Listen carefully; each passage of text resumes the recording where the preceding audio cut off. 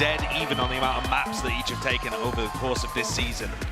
EG have been able to punch up to our inaugural America's winners. And specifically on this map, have come out with some fantastic ideas to be able to refute what Loud has done on what is historically their best map. Yeah, absolutely. We'll see how this pistol round gets taken out. Both of these teams actually doing pretty well when it comes to the pistol round win rates.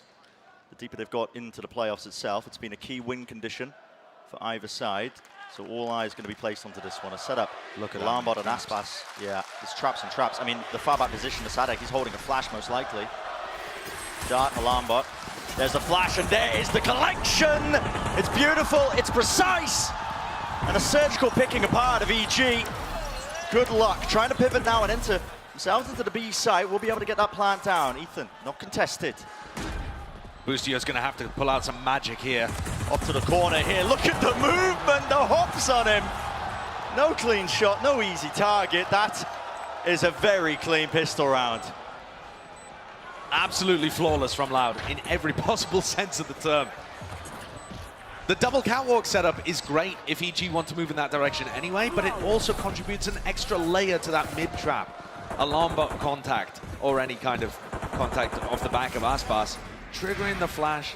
Paranoia also coming through to clear these players out even further and allowing this follow-up.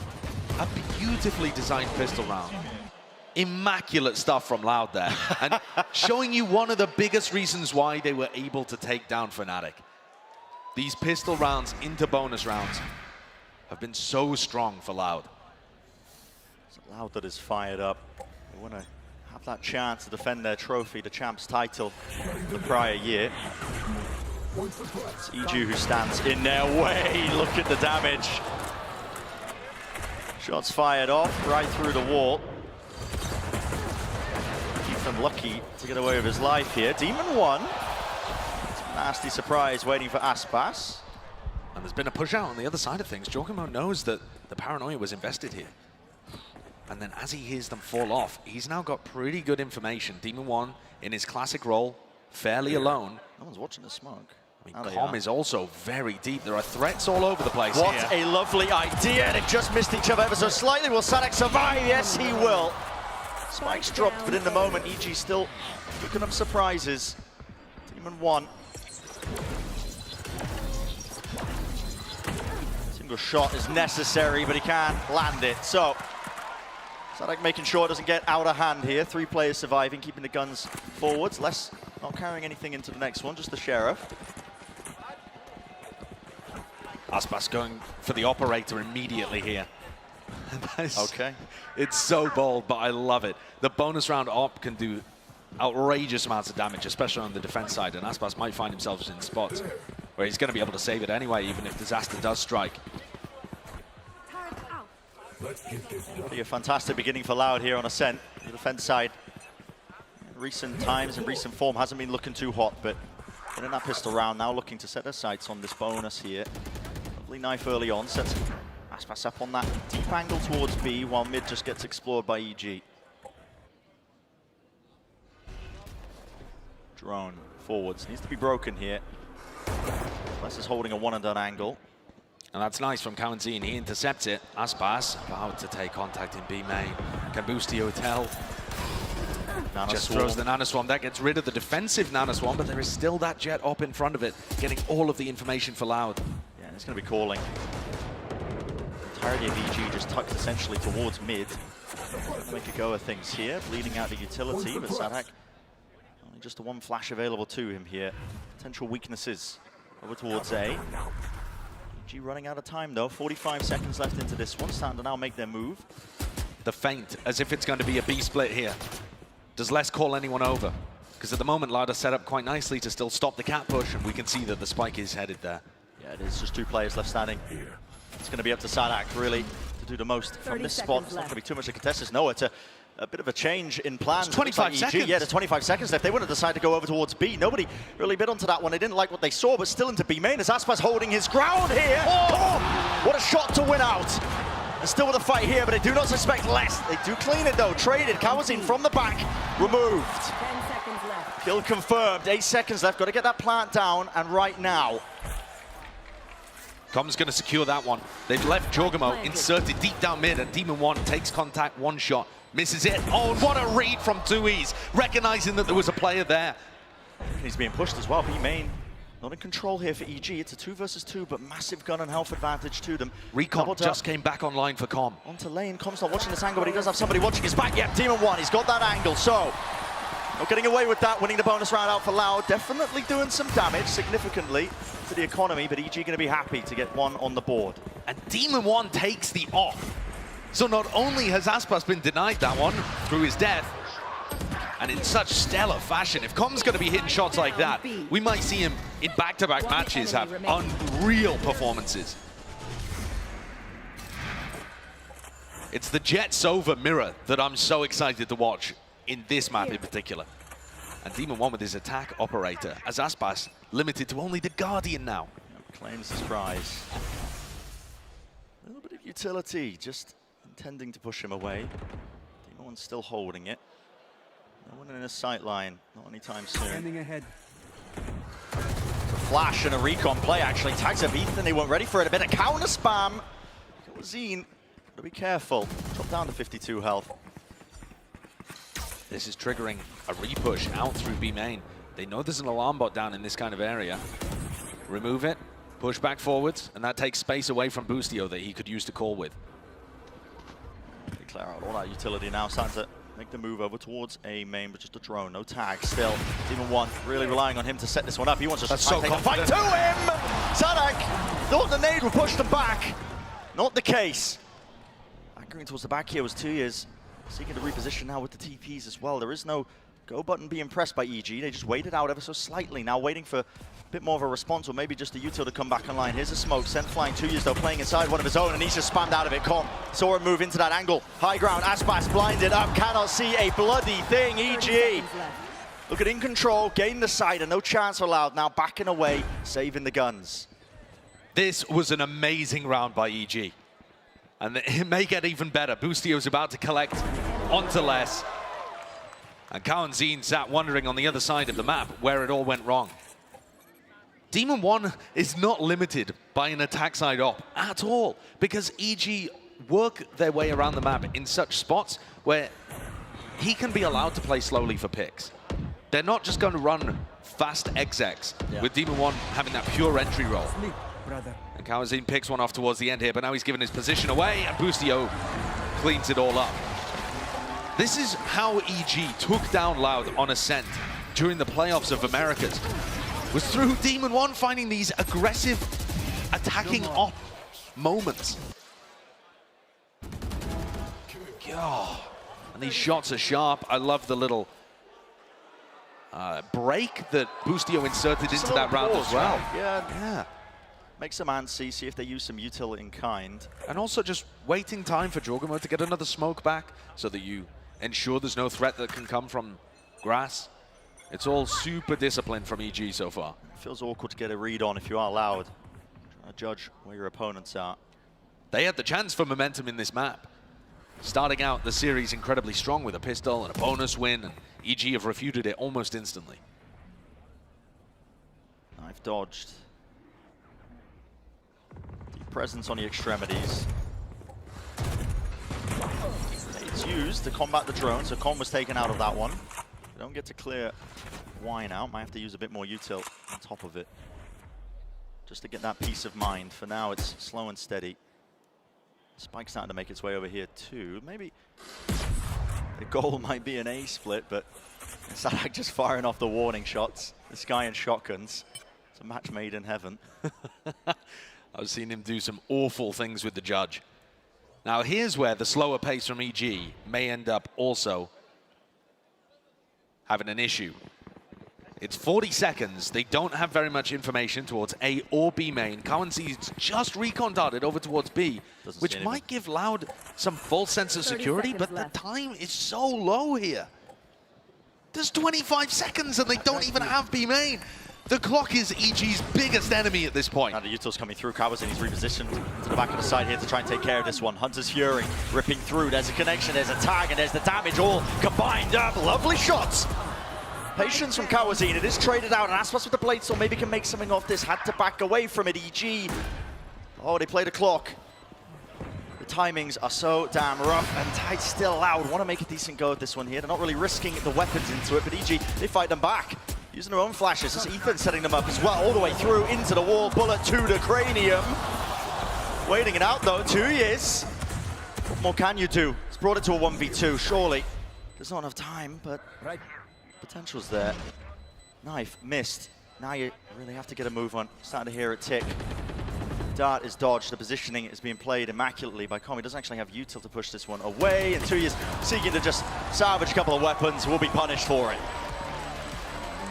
That round gets a little closer than EG would have liked. Perhaps a bit of hubris towards the end, trying to challenge 2Es like that. But at the same time, their economy is still in a perfect spot. And Loud are coming back into their rifle round and calling a tactical timeout. God almighty. Yeah, 2 years in top form.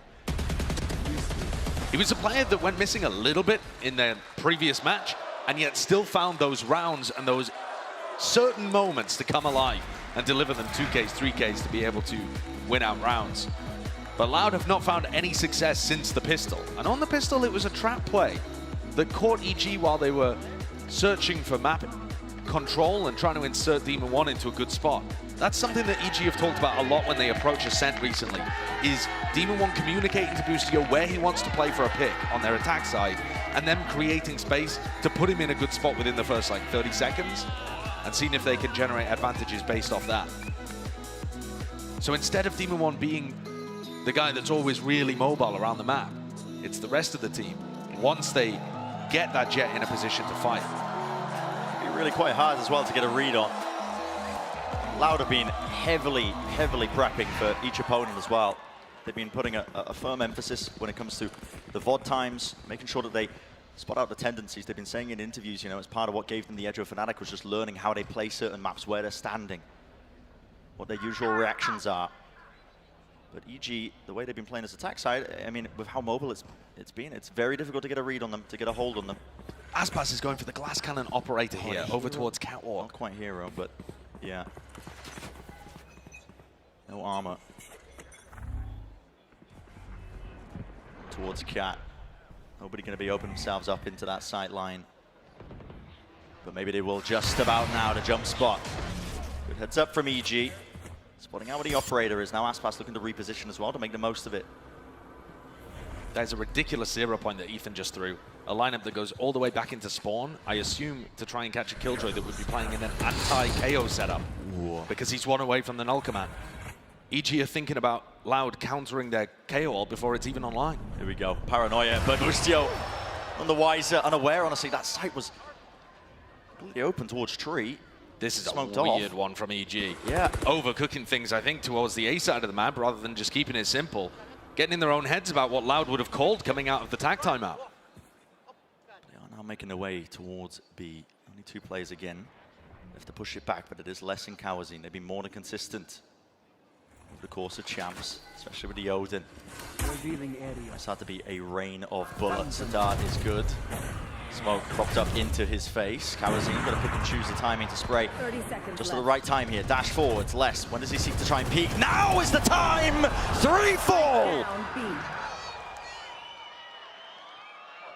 Les was an absolute monster against EG when they faced off twice in Americas. And Les has continued that monstrous performance all throughout Champions 2. You could argue one of the biggest reasons that Loud didn't perform at Tokyo was because Les was not running around destroying people. Look how hungry he is to try and take the fight. Feeds himself into the maw of Jogamo. But that loss, they will not be too bothered about. The 3K is exactly what the doctor ordered for Loud coming out of the tag timeout when their economy was about to get squeezed again. How does he so consistently find these spots, these timings, where Demon 1's not ready, Com has utility in his hands? Yeah, Les is a really aggressive player, but the timings he picks, he's just got such a read on the game. And there it is, brings us 3-3.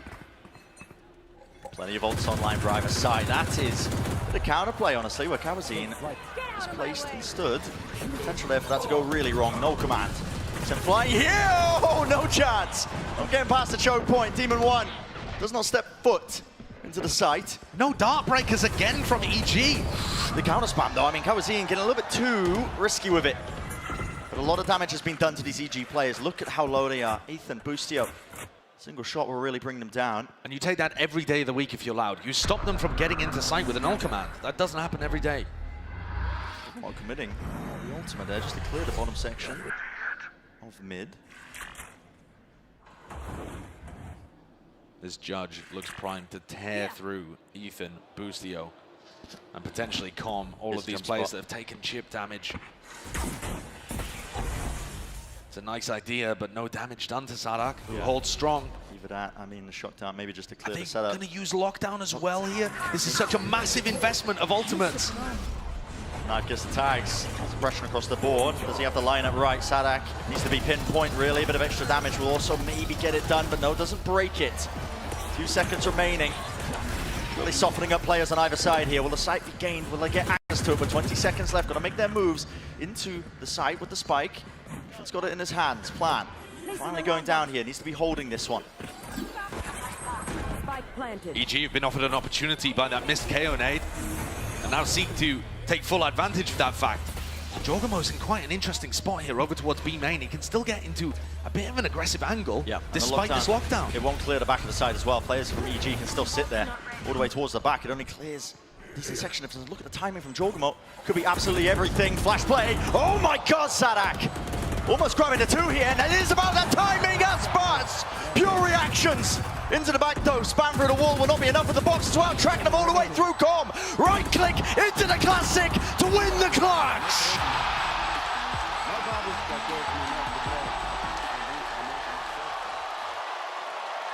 Com is back in unreal form.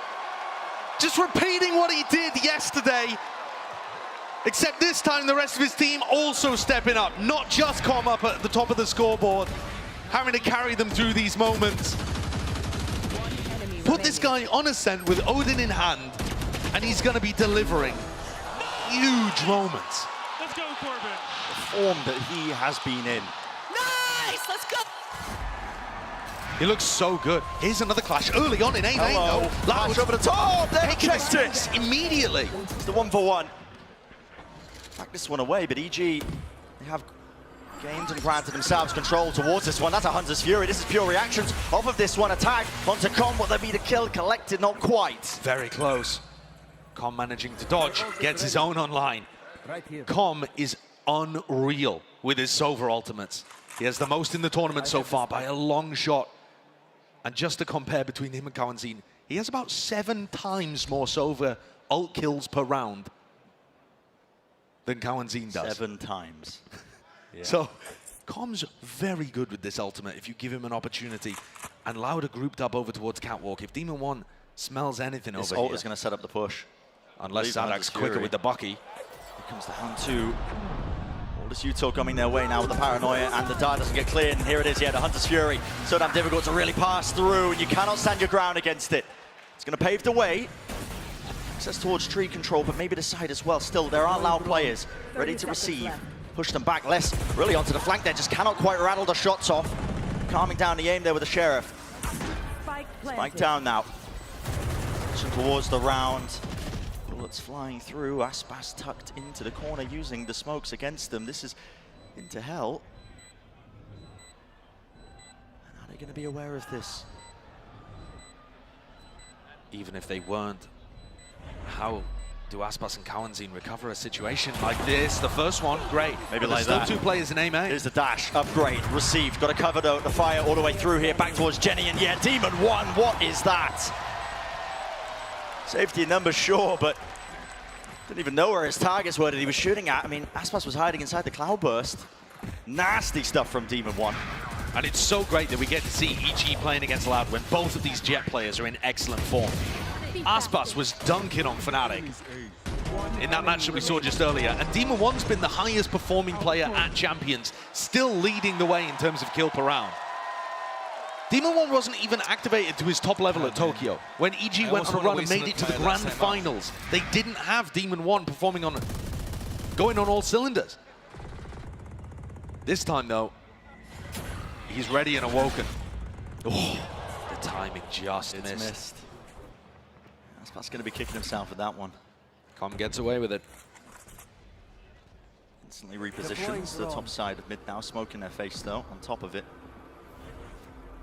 It's really quite difficult to get a read in terms of what EG are running. The drone not broken.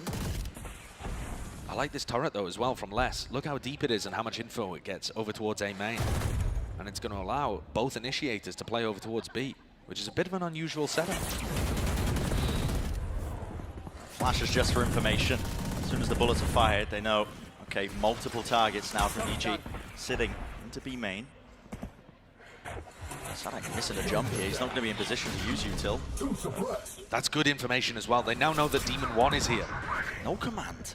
That's arguably a little early, but it was also timed with Ethan using his 0 point. 5 seconds left, this push into mid. Com doesn't win it! Whether a sound cue or not, Aspas was just aware. Landing the necessary shot up towards Cat now. This is a pivot and attempt straight forwards, but are they going to clear close to the side? Less still tucked, and well, it's all patience being played, ripping them apart. Jorgmo, he barrels through main. Demon 1's trapped though, and Aspas has got him right in his sights. One player left to do the most with Jorgmo in a 1v3. Spike is down, time is on his side. A misstep from Loud really that's able to him to get into this one. One kill, collected and traded though. So Loud, really good with the discipline. It's one of the things they've been carrying forwards in this tournament. And I think they needed this win. This round, absolute necessity for them. They couldn't afford their economy to get broken again. And you talked about earlier the fact that Loud's defensive rounds have not been to the same level as we've seen in previous years. In 2022, they felt utterly untouchable on the defense side of Ascent. Yeah. This has been a different story with Loud. It's recently been a map that they've had a revival on, but they're going to need pretty much the rest of the rounds in this half to feel comfortable.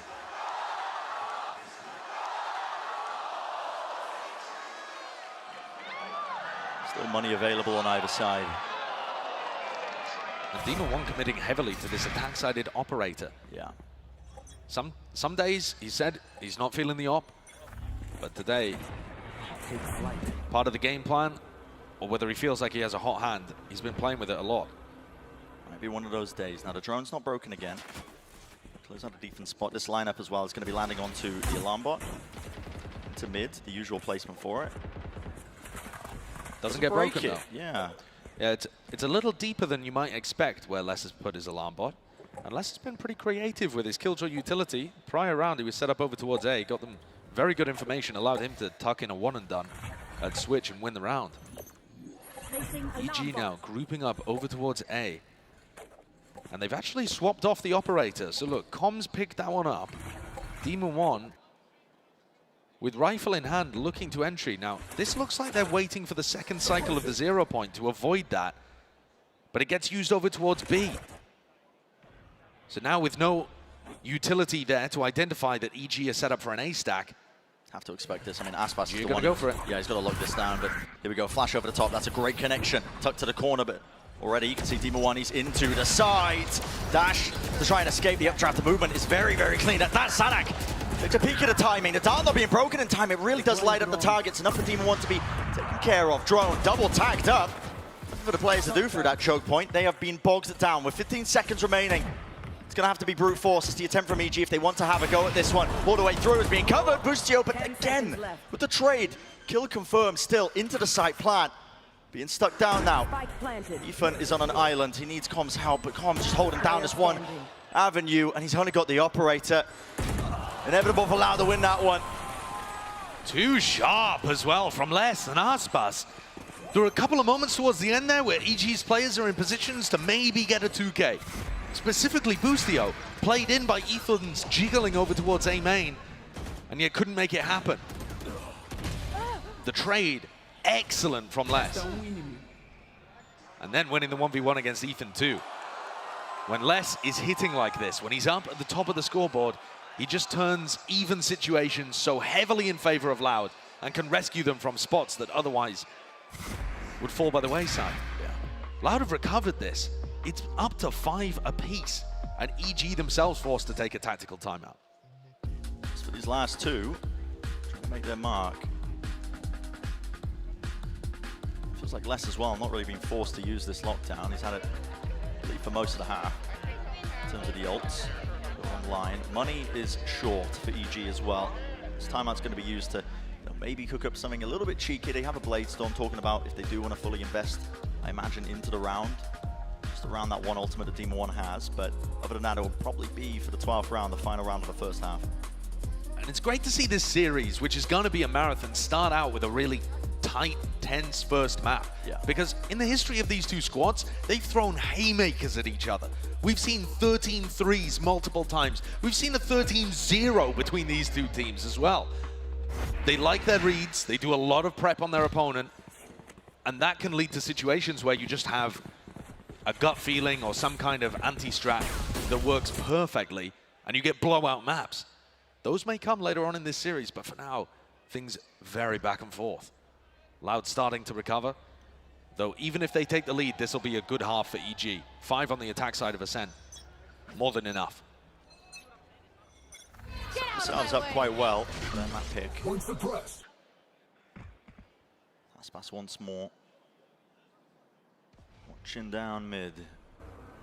Drone from Com, if he tucks into this corner. Oh, Com actually not managed to get over the top there, so it won't clear deep into Pizza. Aspas can be safe tucked into that corner. Demon 1 caught on that, but it's ambiguous information. Not sure whether he's taking that pick over towards Catwalk or in A main. Either way, the Jet is leaning towards finding picks over on the A side of the map. So Loud are going to keep 3 players in that area with Less's utility. 2 updrafts available. Oh, and he mistimed the flash. It was all supposed to be coordinated together to maybe earn EG a pick. Nice idea. Very rare that you see the mistiming on Ethan and Demon 1. Smoke's fading though. Close to the corner. Sadak waiting. Lovely knife. Blade Storm's not available for them anymore. And yeah, I mean, EG just losing the war of attrition here. And they try and use this utility 30 seconds on left. the weaker buy. Of course, Loud are going to be able to outpace them most of the times. They're trying to set this one up now like it's a fake. Shot hits. Boostio. It's weak. Aspas didn't have to use the dash to get out of there. TP towards the back now. Jorgamo. And access towards the side. It's going to be calling this for the team, but time is of the essence, and the spike has not made its way towards it. How do they get through this choke point? 10 seconds. They have to try and get in. There is no damage really being done. Ethan starting to get a plant down now. Post-plant positioning for EG could pay off massively. Boostio. He's tucked to the corner now, just playing that backstab role. 2 players also into B main. The lockdown will push them back.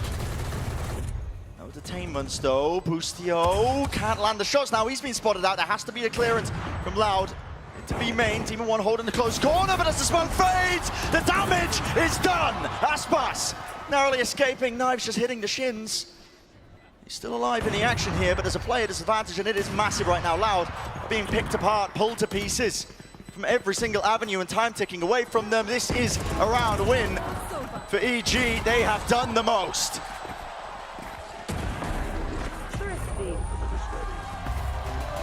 The final 2 players on EG fall to the spike. Aspas and Tui's just never even able to get into that round. What a beautiful Omen TP there from Jorgamo to be able to set up this entire pivot. There is so little time on the clock, but as soon as he cements himself into the back B site and smokes off spawn, that allows the avenue for the rest of his team to flood in, and confidence that Loud have not got an anchor on site. They had 1 gap there in their defensive setup, and EG exploited it to win the MasterCard Thrifty. Right back into it. Different lineup this time from Com, and it does take the alarm bot down. Yeah. Instead, it's Sadak, though, the threat, over towards B main. He's been using these shotguns for the last few rounds to try and boost the economy and make this an even half. Yeah, last few matches as well is what it feels like. Defaulting into the judge gameplay, close to the corner. This is so damn hairy. Shotguns, so many targets, but no one falls. The drone is cancelled out here. Aspas takes a peek towards Jorgamo, top mid, taken out, but the site's going to be gained once more for EG. Boostio, once he gets his plant down, is going to be in a position where he has lockdown available. So you see him deploy it here. What's the decision for Loud? Do they want to go forwards or backwards? You have to go for it here, almost lining up, Team in one! Up trapped and over it. Bullets raining down, but he does survive but the moment. Tucked to the corner, shock dart. Does not bring him down. You've got to respect the lockdown back towards the side, but Com has given the most perfect the timings. The most perfect the timings, he's just walking up on them.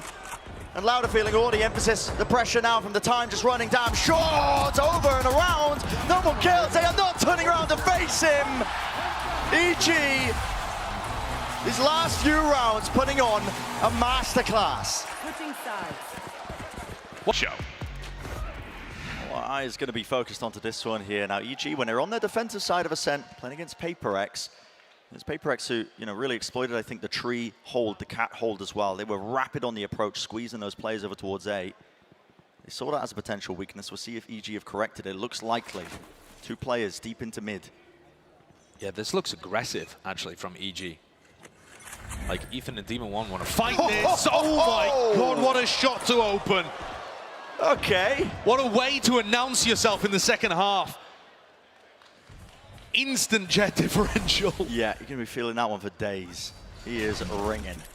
And there is so much more of this match, so much more of this head-to-head left to go. Now the catwalk hold is going to be pressured slightly. They want to push off this. Okay, you two being broken here. The timing on that was just unfortunate for Sadak, but even impeccable. 2 players left standing for Loud. Get themselves in 2 years. Taking a ton of damage. There's no time wasted. Boostio, this level of aggression. It's relentless, man. Awesome round. Both teams having a good pistol on defense where they designed to collapse mid. This one off the back of contact, and that triggers a recon dart from Com that was flown from so far away, right back towards the heaven window, landed over in tiles and set up for this push. But it's all open by that exceptional Sheriff shot as well from Demon 1. 1 enemy remaining. Again, best statistical player of the tournament so far, Demon 1, and showing no signs of slowing down, even against an Aspas who played phenomenally against Fnatic. Let's go, Boosty! Aspas was plus 20 against Fnatic. And Demon 1's doing stuff like that to him. Both monsters in their own right. But today, Demon 1, at least for now, seems to be just in tip-top form. Grouped up now, Loud. A collection of players here with the Sheriffs. Towards B, Turret spots them. Oh, as soon as the orb is taken, that shot dart doing a lot of damage. And the second one too. Tons of damage. And look, Com might have just won this round already. It's just softened up all of the players that would be a threat, that are trying to take aggressive positions. Out on their eco. The only game plan they have in mind, honestly, is to try and farm up these orbs as well. Looks like they're funneling them into Sadhak. They still have A main control. I mean, 2 years disrespected that earlier into the round. He's just been holding on to it since. Working their way down mid. Boostio's got his alarm bot here. But detonates vulnerability across the targets, across the board. Com tucked to the corner here. Still, with the amount of damage that's been done prior, you have to think it should be an easy solve for EG. These players might be getting squeezed, though, soon enough. Yeah. Really isolated. He can't afford to reposition 30 particularly. seconds left.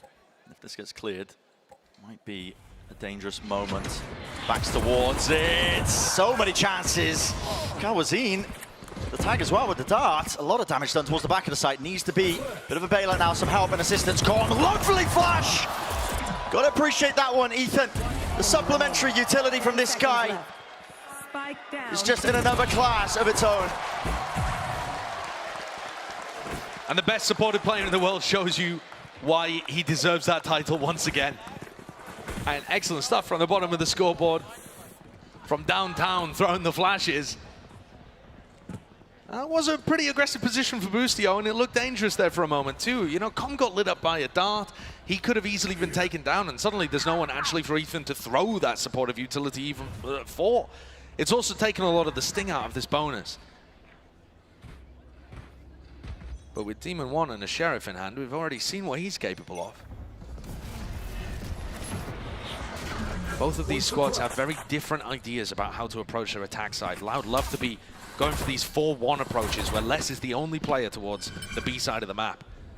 And Loud will hard focus on winning A main control at all costs. Very important one now for Loud to win. Think about it. The investment of the guns, the rifles that they've got in their hands, EG.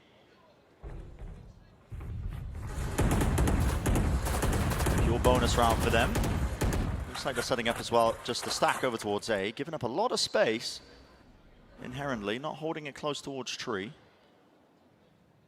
The drone through mid continues to allow that alarm bot and turret actually to gather info towards mid and towards B, and that's led 4 players to stack on the defense side on A. Yeah, they're not worried. They're not at all, and this is definitely danger for Loud. I mean, every piece of utility they're throwing indicates that this is going to be an A split straight into these 4 defending players. Drone through players off the back of it. Ethan was a flash ready and waiting. Good time to strike now. Players starting to really move through here. The dart wasn't cleared though. Jogamo lit up. Counter utility still being used all the way through. Push forwards. There was that flash. Ethan is in their faces all the way through. Team of 1. Nasty with it. Can't reset it enough for the Sheriff shot though. Can't claim the second still. Give it to Com. Plan has to go down now. 11 seconds remaining. Won't be anything to push this one back here. Still. Maybe Com just thinking, okay, get the rifle. Cheeky little prize. Does he still want to make a go of this? And by the look of it, EG still have enough money to buy into the next, so any economical damage that you can inflict upon Loud makes this a better and better bonus. And this is likely to be the area where they exit for the save. Yeah. Just playing it smart. We did just see a clutch the other day from Com where he made the big wraparound on ascent. Com is never not flanking. Yeah. In the wise words of Mimi. But it's about his, you know, how agile he plays it. He messes with your internal clock, the timings in your brain. Oh, look at how good this is from Loud, though. They smoke behind them over towards A main. They've got a 0 point out forwards to make sure that he's not hiding somewhere aggressively for them. And they get a clean exit where Com can't inflict any more damage.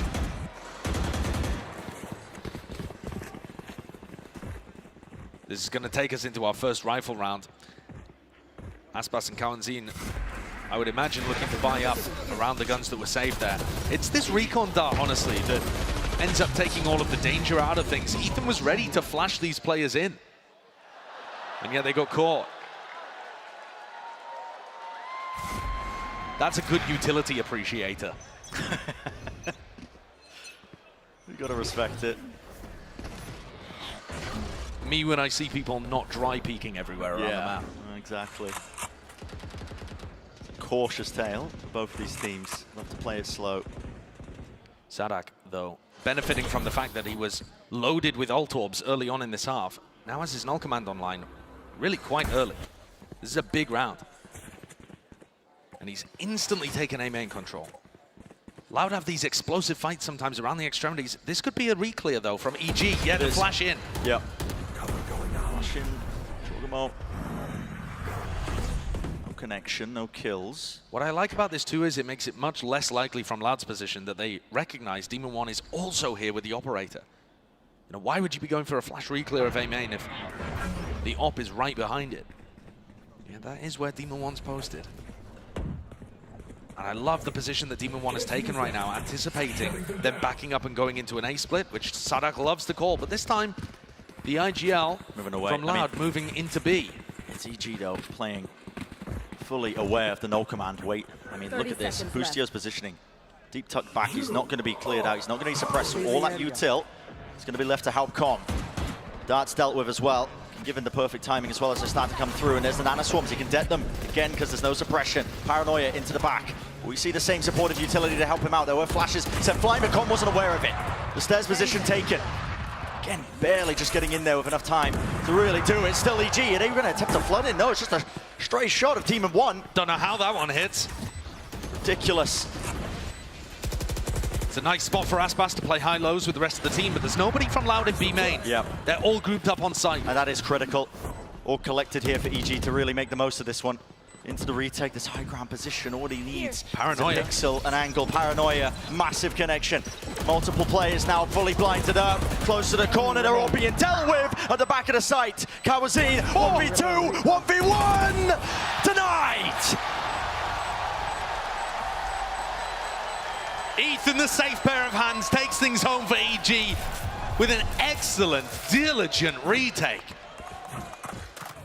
Loud have such phenomenal post-plant positions there on site. Yes, they don't have anybody tucked towards logs or market or B main, but in terms of the spots you could play on site, I really like what they were going for. And most of that setup got ruined by Chocomo's flash. It just sails through. Player close gets caught by it, Aspas gets caught by it on his higher setup. Breaks those crossfires and allows EG to get in. Nice! Let's go! That's huge. That's the tension in a 1v1 for the coach. Standing ahead. Flash and a recon. And towards back.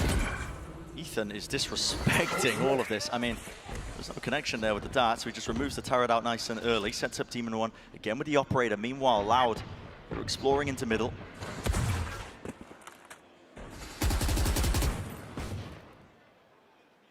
Demon 1 is so deep. He looks like he might be about to make contact.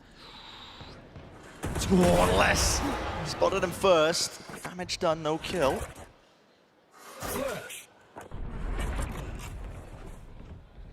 Boostio's utility looks ready to try and hold that space for him to use lockdown. But now he's had to burn it early and he gets caught. A random sheriff shot takes down the Killjoy and removes that lockdown, which EG would have been hoping to use for a retake. They still have an ult command to work with. Ethan could be vital here. But Demon 1 will probably have to trade off the op with somebody else. It looks tough. Yeah, let's see how this gets played now. Go either way, any direction. Maybe just down to the positioning here of these players spamming. All bang angles. Nobody found here. Demon 1 has found the rifle now. Time will really begin to start ticking. Especially when Currency has this Hunter's Fury at all times. Yeah, and he is just really just buying all the more time for them. TP tonight, Jogomo can't get it done here with the rifles as well. The angles are all known and noted. Ethan, so much more to do, but he just cannot do it. Lit up right through the floor. And all of that coming down, I think, to the fact that Busio fell. A sheriff shot through a smoke. Spammed back towards him. And he doesn't have his ultimate that they really needed for the retake. Look what that's done to EG's economy too. How does this shot happen? Oh, wow. Talk about perfect one. Yeah. I've definitely noticed with EG, and Boostio's talked about it in press conferences too, that when he has bad games individually, his calling also suffers.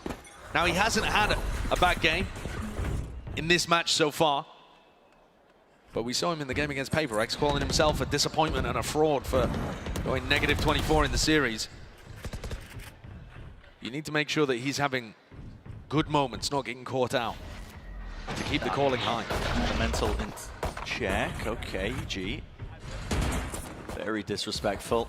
Only with the classics, of course, just trying to brute force their way, taking out A main control. Here's the response, though. Loud, spotting it out. Close to the corner, though, is Calm. There's going to be a flash to clear it. Lovely bit of util now. Lots of players waiting to receive. EG over the top now with a Blade Storm. Not really spotted here. It's a jump and spot. It's the bait play. Oh my God, disgusting. It's a great idea. Love to see it. How many knives did Demon 1 just expend there? Oh, it doesn't matter. Doesn't matter. Dash still alive. Round to the corner. 2 years shuts it down. No danger, no chance of a real trade. And Jogomo, there was danger there. He had the rifle. Paranoia flying through. Boostio only on 20 health. Not much he can do in this. At this point, just playing for the exits, but really the money, it is booming for Loud. Sadak, though, was forced to use his ultimate in the midst of this round, and I think you can count that as a win. You can count that as some small victory, some silver lining for Evil Geniuses. They're still 2 rounds up, and now have fairly good ultimates.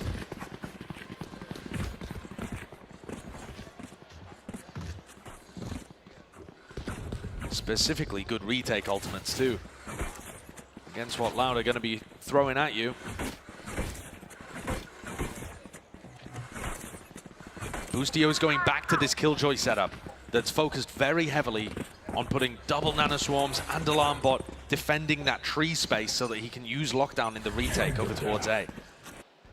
It doesn't work as well when teams like to run A splits on you though, and that's what Sadak loves calling those. Drone and a knife. Team 1. A lot to play towards mid here. Here's early catwalk pressure already. Only 15 seconds into the round.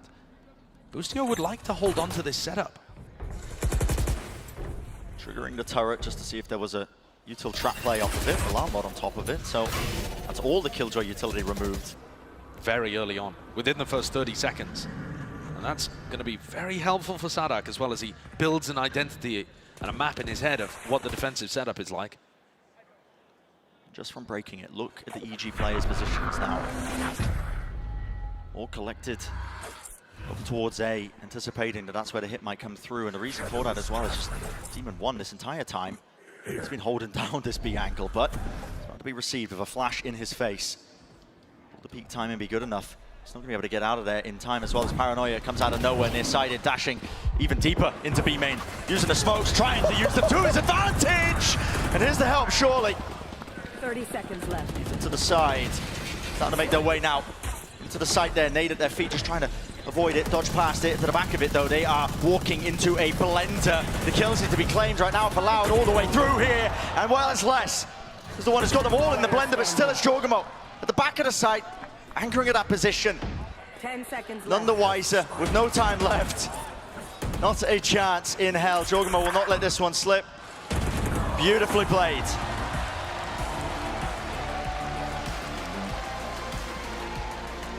Another ult from Jorgamo into the back B site. He did it on attack, now he's doing it on defense.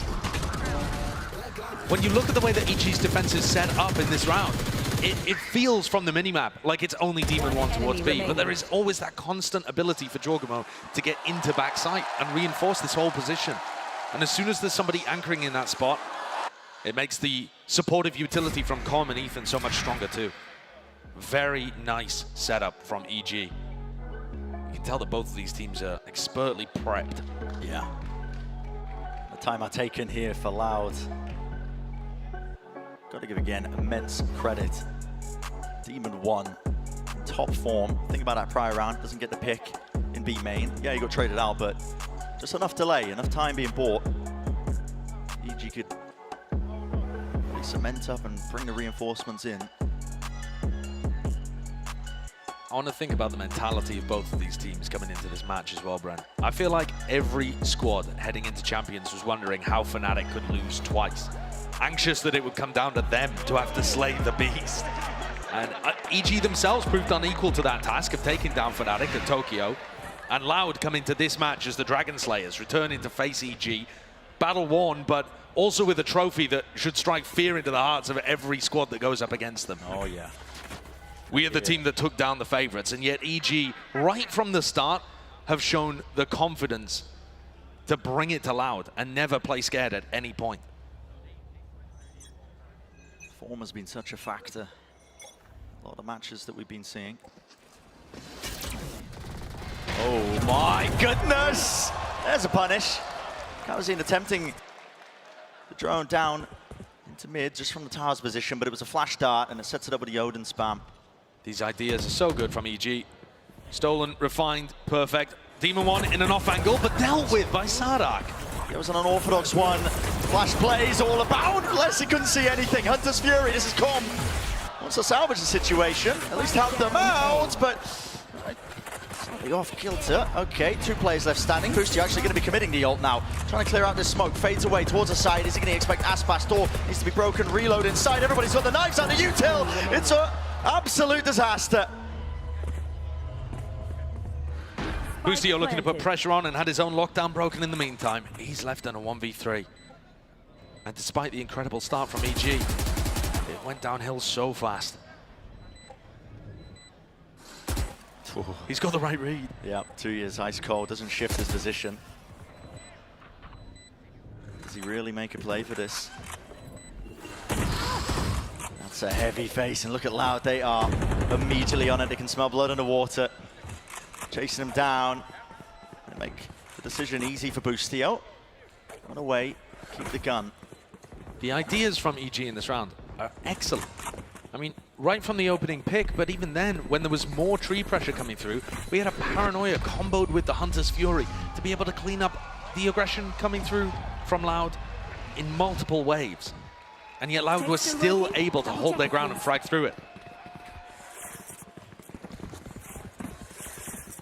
A great example of Loud being able to shrug off the pressure from EG.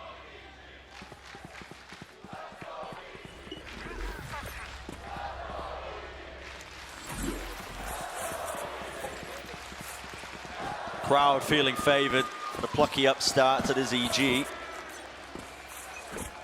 North American representatives here. But Loud are steadily climbing their way back, trying to equalize in this map. The round lead that EG have is starting to get whittled down and away. Last time EG were on an eco, they stacked 4 players over towards A. And they just had Com and Boostio's utility watching the rest of the map. It looks like a very similar setup here again. Smoking a paranoia. Believe being held here. Demon1's the only one with the rifle. Down A. Don't expect that one. He's been playing a lot of these off angles. Does he really go for more? I mean, the dash is activated. Might feel like he has to get something done with it, but no, just using it to reposition here. Loud. Bit of a noise bait. Running away. Vacuuming up the space once more into A main. Drone close to the corner. That's a seek, an attempt to punish. I gotta respect it from Boostio. He's being watched for. The Loud still want to go for this. Yes, they do. Rush over the top here with the paranoia. Hunter's Fury as well, clearing all the way through here, but there's really no emphasis being placed on this. They have to take the site on top of it, but bullets will do the job, I guess. Clearing out into the corner. Still, Demon1 is active, and he's still got the rifle with 9 bullets left, though. No more dash to really evade, capture, and he's brought down. Com scrambling, frenzy in hand, trying to pick up the pieces. But Loud have done this work on the anti-eco, and they are set up in an unlosable position. The triple face. Com not given an inch, given no quarter. Loud draw ever closer to tying this one up. The attack sites from both of these teams have been called beautifully. Yeah. I think EG's defense has had more layers to it than Loud's, and yet Loud are still managing to avoid all of these problems that are thrown at them. I completely agree. These halves have mirrored each other, honestly, as well, with just the pistol round wins going in one direction, but you know, the gun rounds, when it gets down to it, the attack side, these teams just have a better read. You want to talk about mirrors, the IGL picking up the judge. We saw Sadak in the first half, and now Boostio has gone for the same kind of play over towards Tree.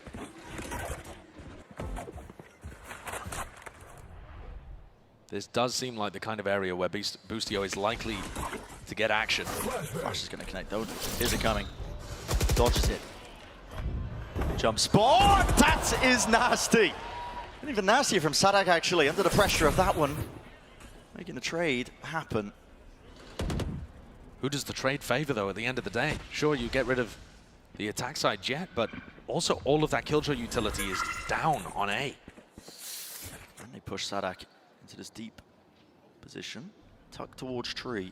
I think it's a very nice spot for Sadak to call from. Les, however, is way off script. With his knife. Is there going to be a flash reclear here? What's the play? EG going to try and cook something up? Yep, here goes Ethan. Yeah. Oh, on the other side of the map. Okay, Sadak going for a flash of his own. What timing gets taken still? Back towards the smoke. Watching. A bit messy. So now where do you go? Do you go towards Les on B? Do you try to commit to A? There's 30 seconds. I don't really have the answer, but I mean, definitely getting the kills. Well, that space was gained. Les. He's making a run towards mid here, just to try and hold this one back. Demon1, he's seeking to also adapt and try and play fluently. He's brought down. 15 seconds. Where's the spike? It's dropped down right there. Nade close to the corner. Ethan! He's getting away with murder. 10 seconds. To 1v1 and the doors in his face. Obstacles abound. Kawazin, you gotta break it. And Ethan, he's won it out. He goes for the top. Unreal. Unreal.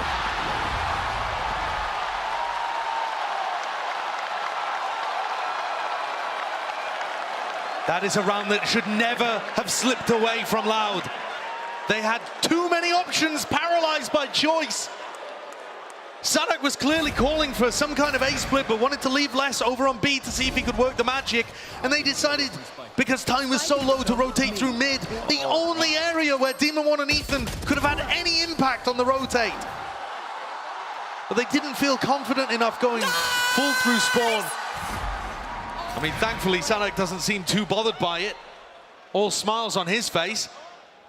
But they've allowed EG to get up to map point when it seemed like Loud were pulling off the comeback.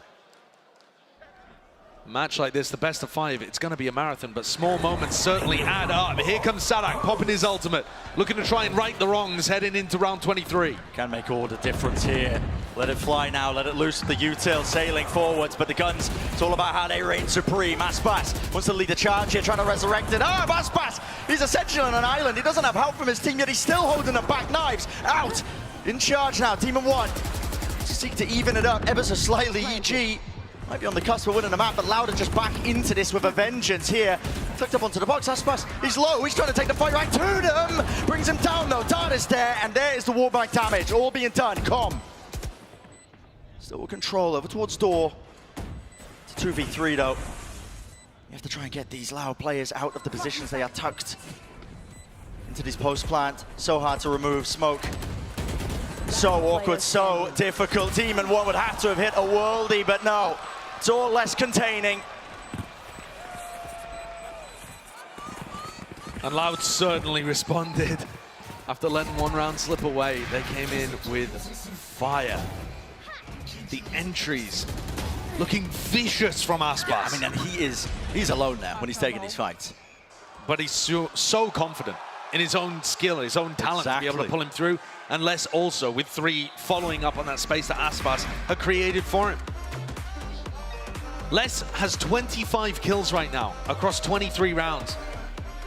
Stellar performance, outfragging Demon 1 on the other side of things, who I keep reiterating has been statistically the best player of the tournament so far. If Les is on fire like this, it's going to make a big difference compared to their flop at Tokyo. Les was one of the major reasons his monstrous performances carrying them through in the 2-1 victories they had over EG in Americas. The time I've taken, EG, this final round can be the hardest. Bring you over that line. Time to talk you through what are you going to do this last round of regulation. Loud have been focused very heavily on A main control. If EG want to get value out of a scrappier buy, I love the idea of going for something aggressive in A main. It doesn't always have to be fighting it at the very start of the round. You could lure Loud in and give them A main control and then try and fight with a reclear strategy. But it seems like EG have a similar idea to me. Yeah, and the money isn't too hot for EG here. For this last round, they bought up entirely. Just trying to disrespect them. It's a flash play along with the dart as well. They're all lit up, but they don't really have the guns to get this done. Maybe with rifles, could have spammed a couple of these players, but it's just contained. Storm was weathered by Loud. They waited out and they regained control of A main themselves. This time with ultimates. Packing a decent punch here, locked down. Ethan still has a flash for this. They could try and go aggressive again. No, the drone is going to dissuade Demon 1. He's forced to pull back. There are gaps here towards the lockdown. Into the back of the side as entertainment though. Jorgamo, he's up close. I believe inside of his own smoke here. Working rings around him, but Ethan, he will fall from the back. It's all onto Demon 1, but he just cannot hit the shots. Sheriff in his hands, needs to make the most of it. But Loud, complete dominance, completely in control. Inevitability, we will be going to OT here. Bustio gonna try for it, doing so much, but really just shut down. So 12-12, our opening map here of our lower bracket finals, with everything on the line, going to overtime. It's going to be bad memories for EG here. They were up 11-6 to Paper X and lost a few clutches to let them back into the game. It feels like another one that they might be letting slip away.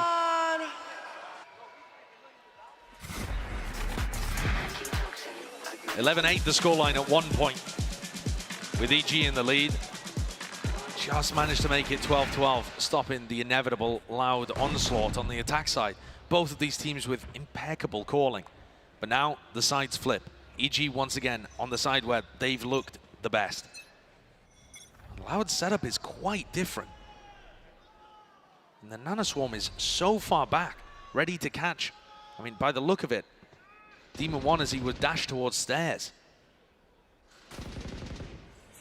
The way that Les has put his utility it seems like they want to double anchor really deep on B.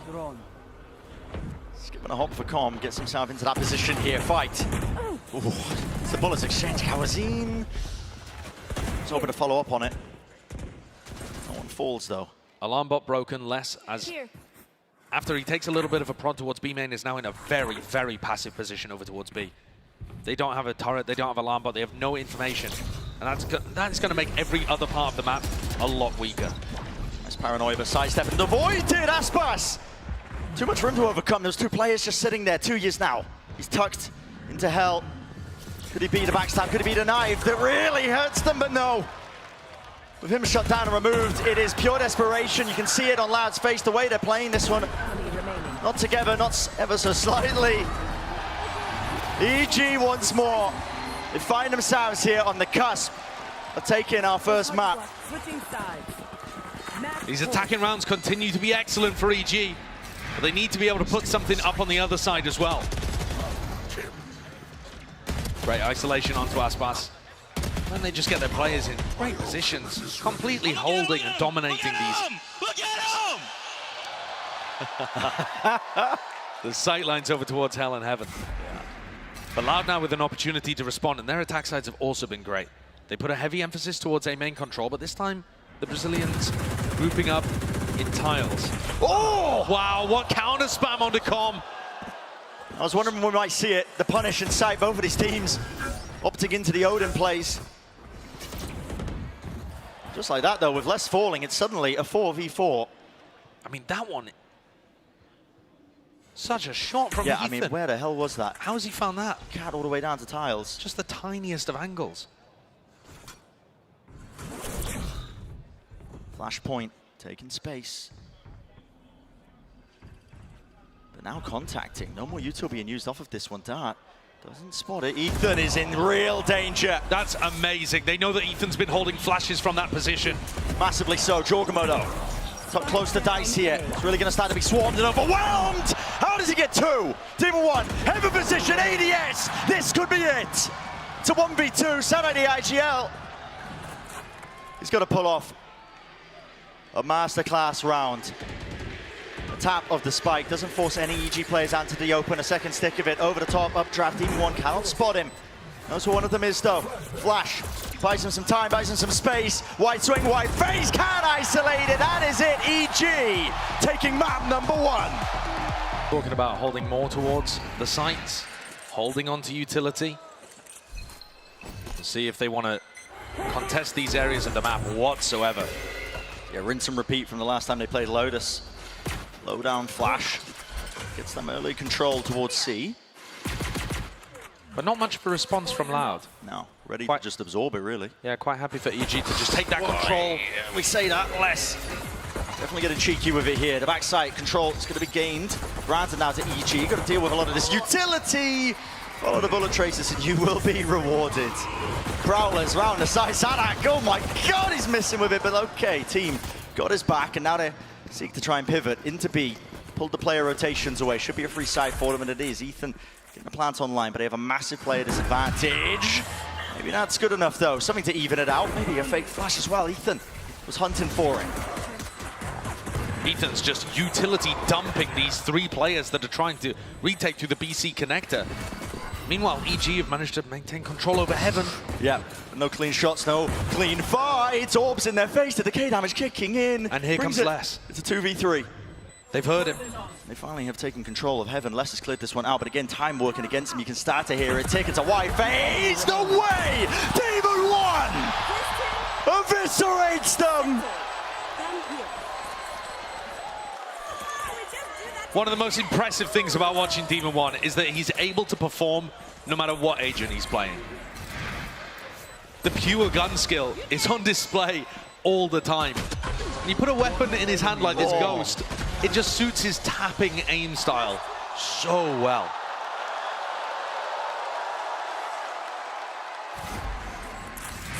You've got to respect his composure in big moments. I think that's what separated him from a lot of the other rookies that we've seen who have up and down performances on the big stage.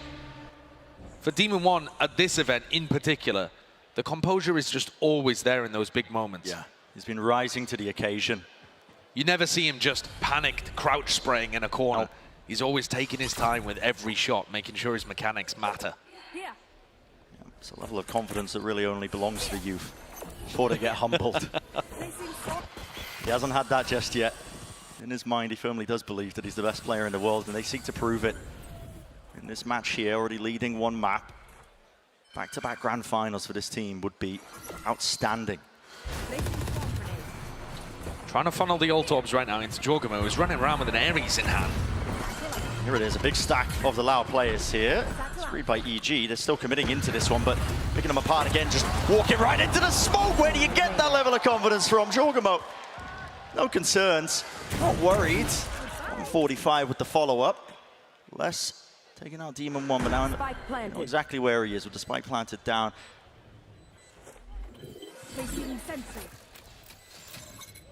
Heal comes through as well. Here. I believe Demon 1 had a weapon that EG will be wanting to try and recover. So that battle is where Les could try and inflict him some damage. Yeah, just wants to punish when they go to pick it up and reclaim it.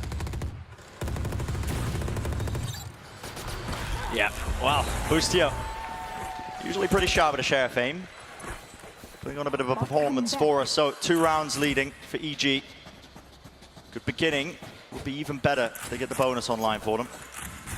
One of the most bizarre facts about this map for Loud is that there have only, Fnatic have only ever lost Lotus to Loud. And yet, 2 out of 3 of Loud's wins on this map are to Fnatic. They can't win against other teams. So that to me is one of the biggest questions here, is the plan that Loud have brought in, this change of composition with the Raze and the Fade, is it going to work against EG? Loud love using this slightly varied version of the Viper Wall. Not many other teams running the one that Sadak does, that goes from B over towards C, instead of helping to defend the door. That's going to apply extra pressure to these EG players as they try and get in on the west side of the map.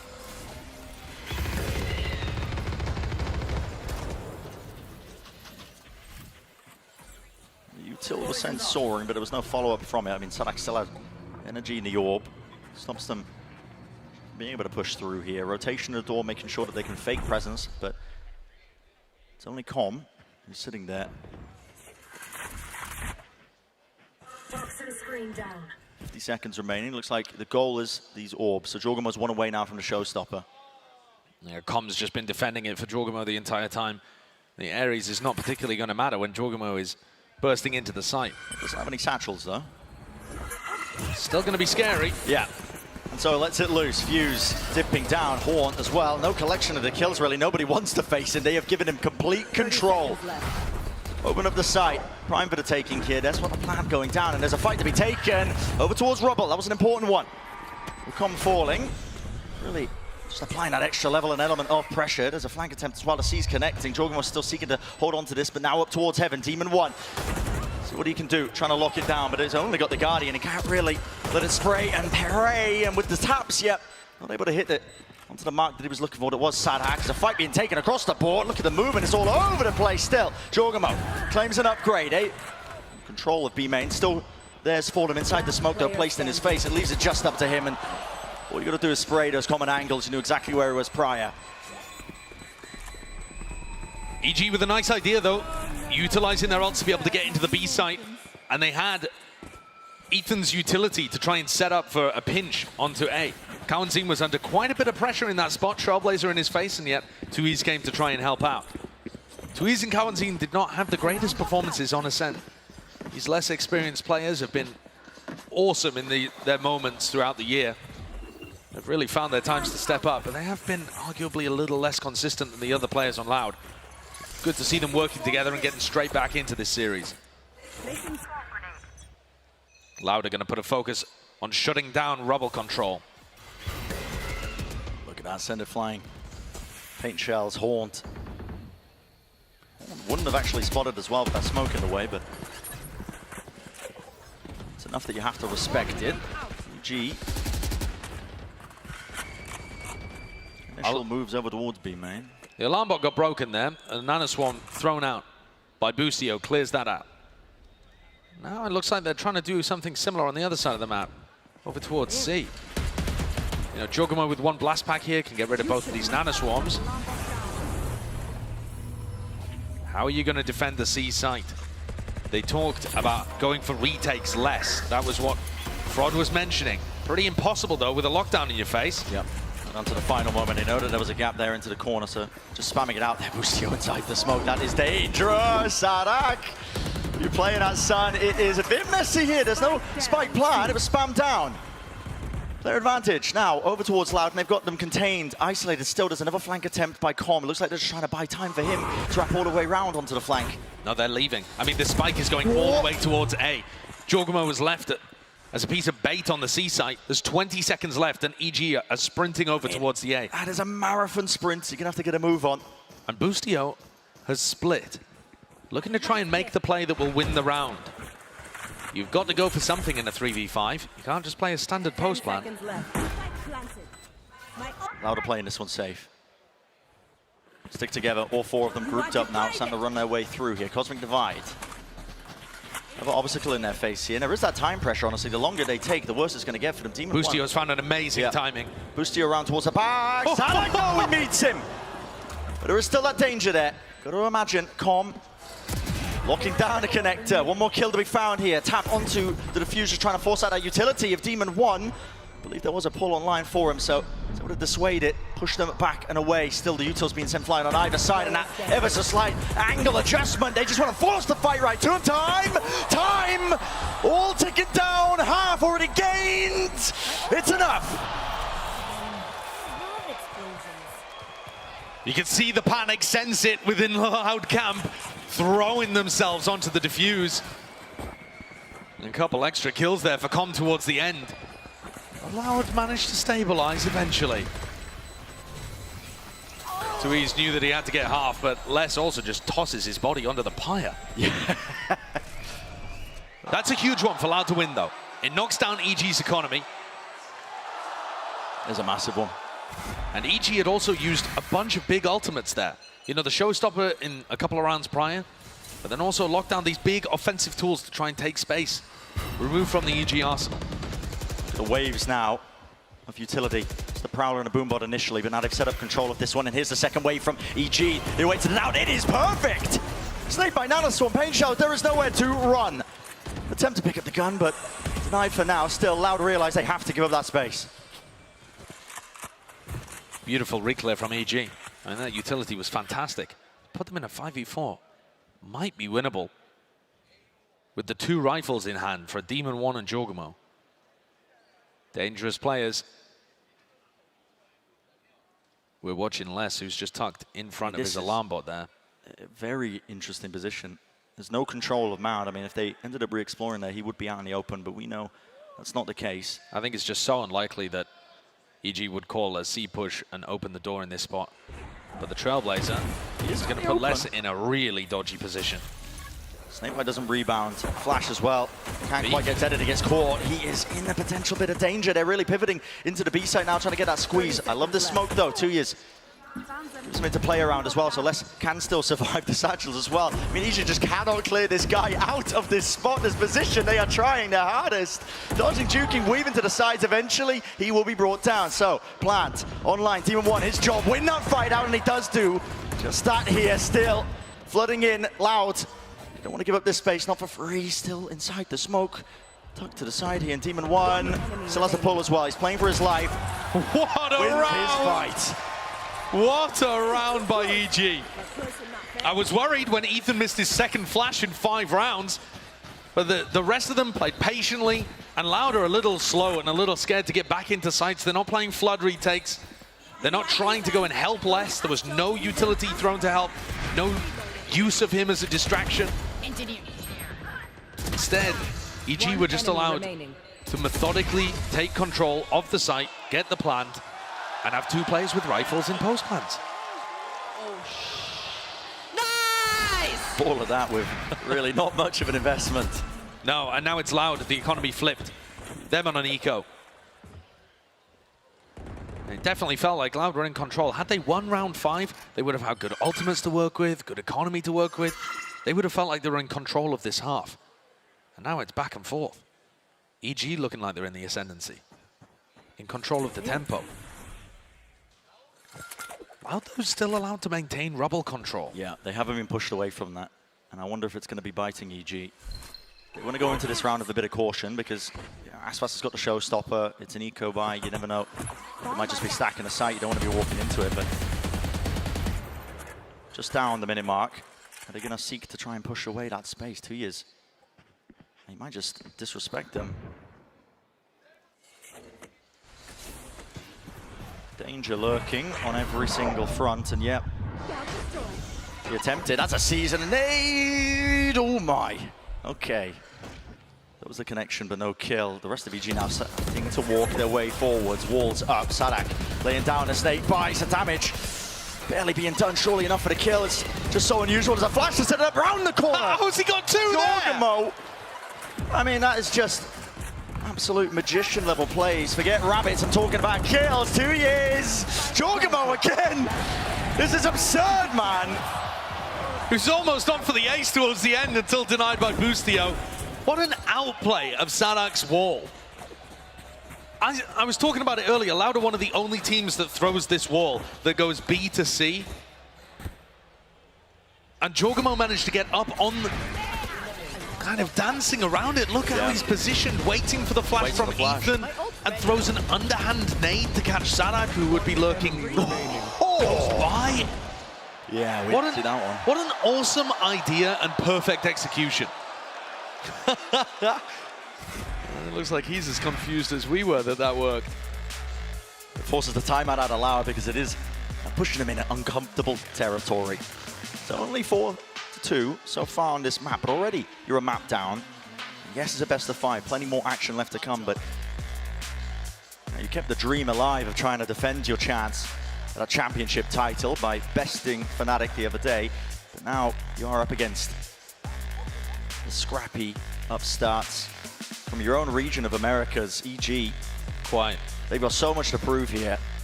Determined to do it. This is a domestic rematch for the chance to face Paper X in the grand final. No matter which way it goes, our grand finals is going to be Americas versus Pacific. The question is just who? The Americas #1 seed, #3 seed. It says up at the top, but it was Loud that won domestically over there. And now playing in LA, looking to try and make it. This could be a bloodbath. I'm seeing 2 showstoppers online. I'm seeing the Razors facing each other. Yeah, that's the thing. These rounds have actually bought time for EG to get back up to the showstopper, close to the lockdown. These massive offensive tools are back online almost for EG. Only a single piece of util, just a haunt, not a boombot as well, but already it's been disrespected. Look how both teams are trying to hold on to utility. This really could just come down to the ultimates. They're going to let them rip. Yes, they are. Jorgamo, showstopper! Couldn't get around the corner in time. Still, there's the answer. Showstopper gets blinded. Dodged out of the way. Boombot, nade, follow it up. Why not? And Aspas still stands his ground. Enough damage dealt. Incredible! It's pure friendly fire, but to himself. What an amazing play by Jorgamo. Just back-to-back rounds. A delight to watch from him. But the squeeze is on Loud here. Yeah. Sadak's come to try and plug the gap over by Breakable Door. Has he got a pit to work with? They need to stay more mobile than that. He can't afford to use it. In this scenario, when you're essentially a player down in terms of that disadvantage, 2 years, just needed the information. That was the purpose of the ult. He knows that they're still here, sitting towards it. I do like the cooldown by EG to cut noise here, but it hasn't pulled players away. Instead, Loud still have chances to get back into this one. Close to the side. Les is playing inside the orb. They want to spam the corners. The angles! No one's turning! No one's facing! And oh my goodness, it's whiffage all over the bloody place! EG. Seconds remaining, seconds to spare. Sadak, another chance for him. Snake bite, ricocheting around to the side. Damage not done. No vulnerability. Ethan is left towards it. It's a 1v1. Sadak, jump spot just narrowly there. No more util. Just has to force the fight, but it comes down to it. The aim duel, the gun play, and he did not expect that. Ethan brings them up to 5. And holds strong. That's only Ethan's second kill of the map so far, but it means an entire round for EG. What an opening by Jorgamo there. The outplay is excellent, and he throws his own body on the line as well. But things got really sloppy over here. Problems in the EG communication for sure, because comms should have been turning around at that point, but also a little fortunate that they had less with a presumably scroll wheel jump. Happens to the best of us. Yeah, you see those in the bigger moments more often. And Les has still been having a phenomenal game. Recovering it. This is the issue though, EG getting up to bigger and bigger ultimates. Yeah. Using the showstopper to set them up in great position to win the prior rifle round, and now they're on an anti-eco, and it looks like they're headed to just completely rotate the map away. Loud stacking over towards the A side, and EG heading C. This one may end up being uneventful, but it's going to continue to apply pressure to Loud. It's one of the things that makes EG such a dangerous team to play against. Now, it doesn't look like they're going for the orbs just yet. They want to try and claim the side. But the way they just get that war machine rolling, not just with the economy now, obviously the gun's in their hands, but I mean, most commonly you see it when they play Fracture, you know, 4 orbs to pick from, and they just start rotating, snowballing the ultimates, keeping them online. It can mean a bit of an uphill battle here for Loud. You just have no chances really into this one.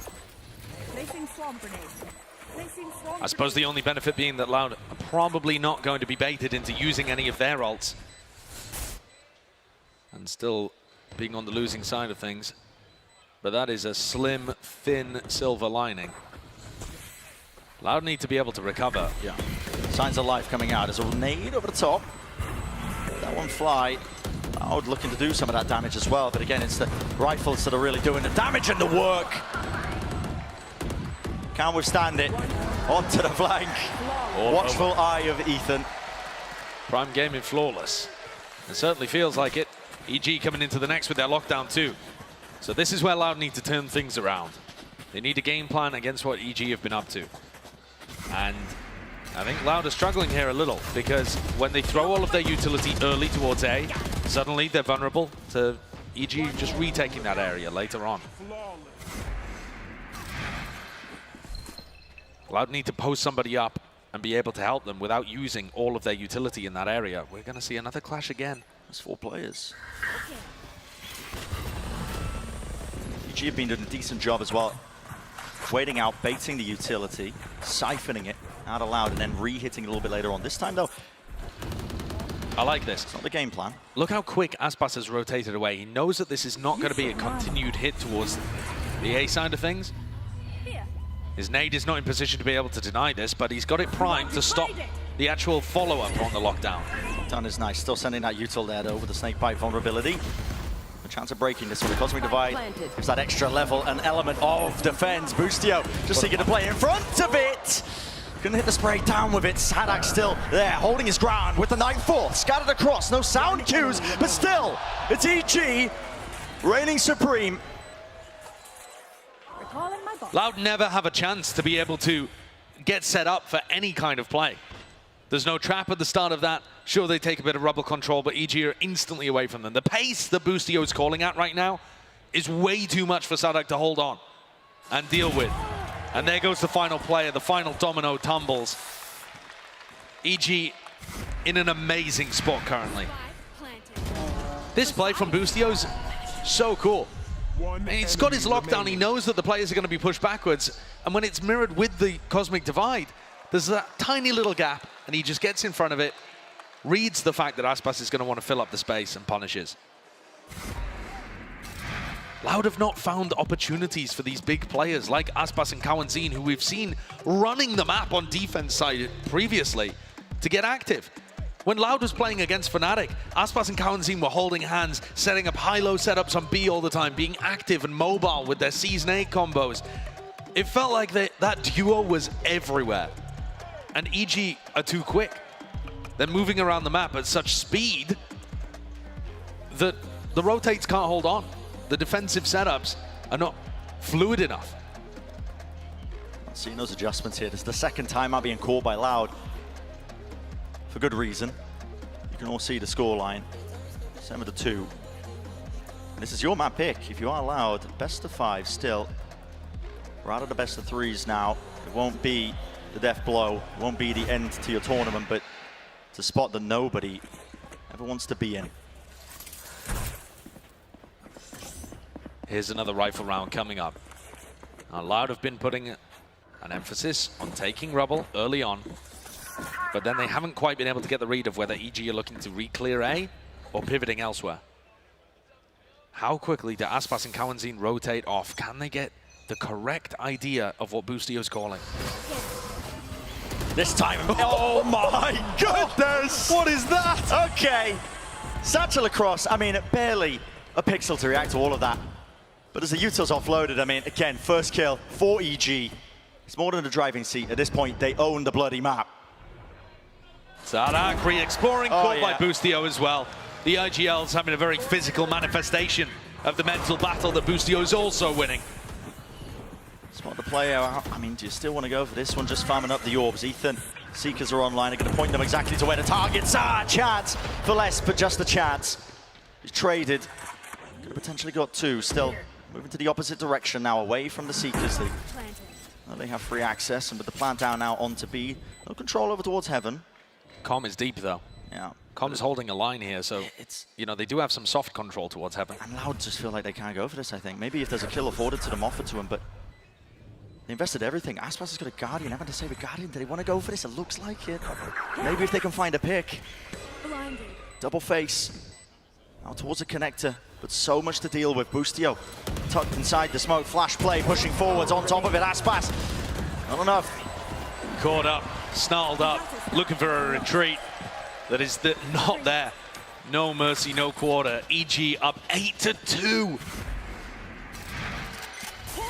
How does this kill even happen? Oh my. I mean, the reactions there are unbelievable. Ew, what is that movement? Ew. Yeah, Ethan's flashes setting up most of this. Disgusting.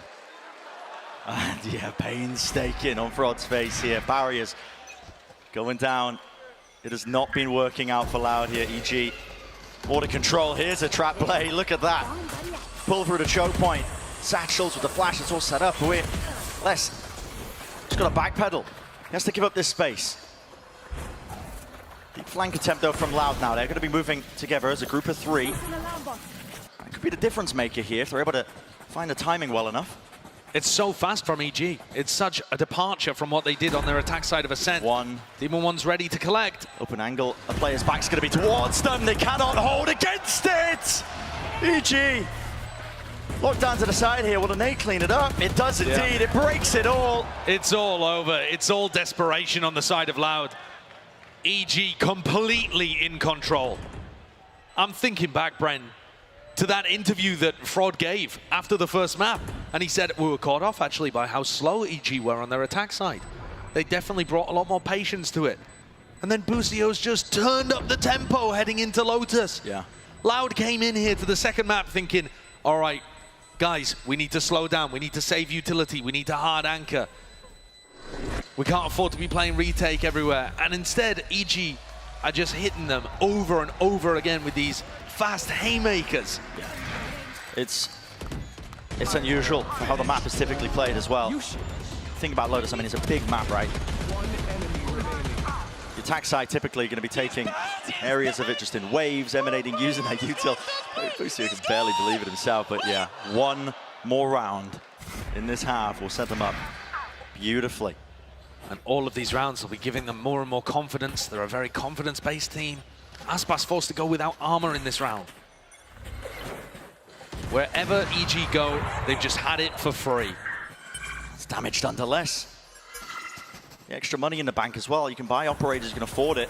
And look, as well. It's like flowchart Valorant calling from Boostio. Jogamo goes C, gets an orb. Now he's going to go B, get another orb. They get ready to showstopper into B.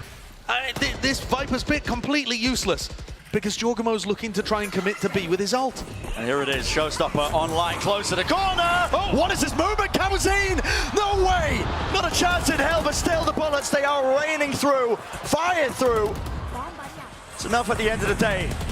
Less. The shorty pallets going wide, sight. There's going to be gains, slowed down for about a moment here for EG, and they're just holding their ground. They know the Loud feel like they have to repeat into this. They know that they have to take the fights in 2 years, wanting to do the most. But look at this, right behind him, there is nowhere to run. Les with it all to do again. This map must have been painful from his perspective.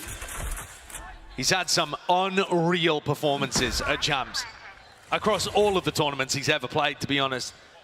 But when you're left repeatedly in 1v3s, 1v4s, it's just not doable. It's just not doable, and even if you do, I mean, it's the third round online. First one, though, has to win the fight against Com, and, well, shot at the dart with a spray through into the wall. 10-2 is that. He is. Having been able to beat Fnatic twice on this, one other win against DRX, and then they've lost the other 3 times that they've played Lotus over the course of their history together. It's been a bizarre map to follow from Loud's point of view, and this one, they've just been destroyed. They need pistol bonus minimum to even get into a position where we would think this was winnable. This looks like something created by EG here. Yeah, waiting for the presence. Here it is. Flash play out of the side. Kawazin way too far forward. Nate missing still with the frenzy. Shots are fired out on even sides. It's brought it to 3v3, but damage definitely done to these Loud players. Sadak. Oh, just missing it. Boostio tucked. And only less than 2 E's with 70 health between them. EG once more grasping hold of the tempo on the pistol round. Right? It's them that's initiating the play. And Loud forced to react, always forced to respond and react because EG are playing quickly and putting the pressure on Loud. Com's holding this line. He's going to take contact first against less than 2 E's. Why is it so weak? Ooh. A smidge of extra damage done to Les. 30 seconds. 30 seconds left. Com repositioning now up towards the higher ground. Doesn't want to let anything slip away. A lot of uncertainty. Thinks they could have walked up towards stairs. Instead, Loud are looking to flank again. They can get a plant down here, and Les is in a spot where he needs to make magic happen. Got to make a play. Com's close though as well. Good shot down TP up top. Does Com realize it? Yes, he does. 2 Years was laying down the smoke as well. Couldn't see a thing. Less from the side. Doesn't clear the corner! And he wades right into him. Boostio's wondering where the hell was he? Look at his cam.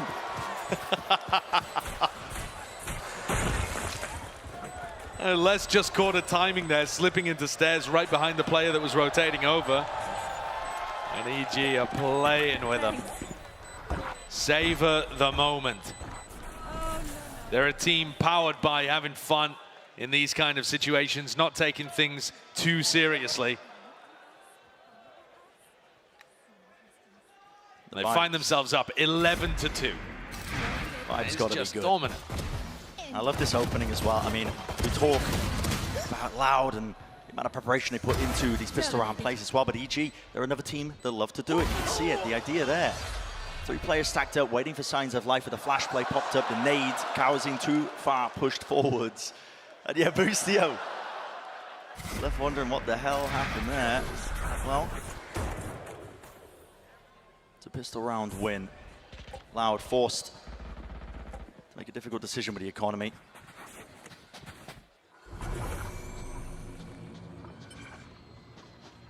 Com can hear all of this happening over towards Mound. And I'm sure the EG players will be suspicious of a force buy. Com really wants to play inside that Viper orb, but there's just so much spam going into it at the moment. Trailblazer. Lay it down ahead of time here. Trailblazer, yeah, it does push back less. Got to respect this.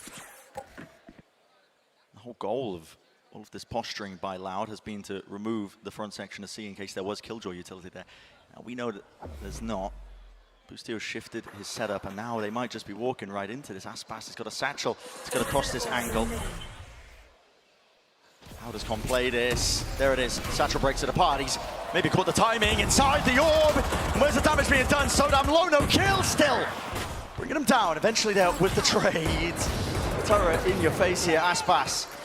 The nade flying. Put your plant online. Might have to give up your life for it. 2 years. He gets out. Brought down to half. EG are so fast into this, they've already taken up space towards the back of the site. Head poking over the top there. Leicester spotting them as they're moving in. Bullets really running out here still. EG looking like they should be in control. As I say that, still it comes down to these kills. Round to the back, 1v1, damage done, enough.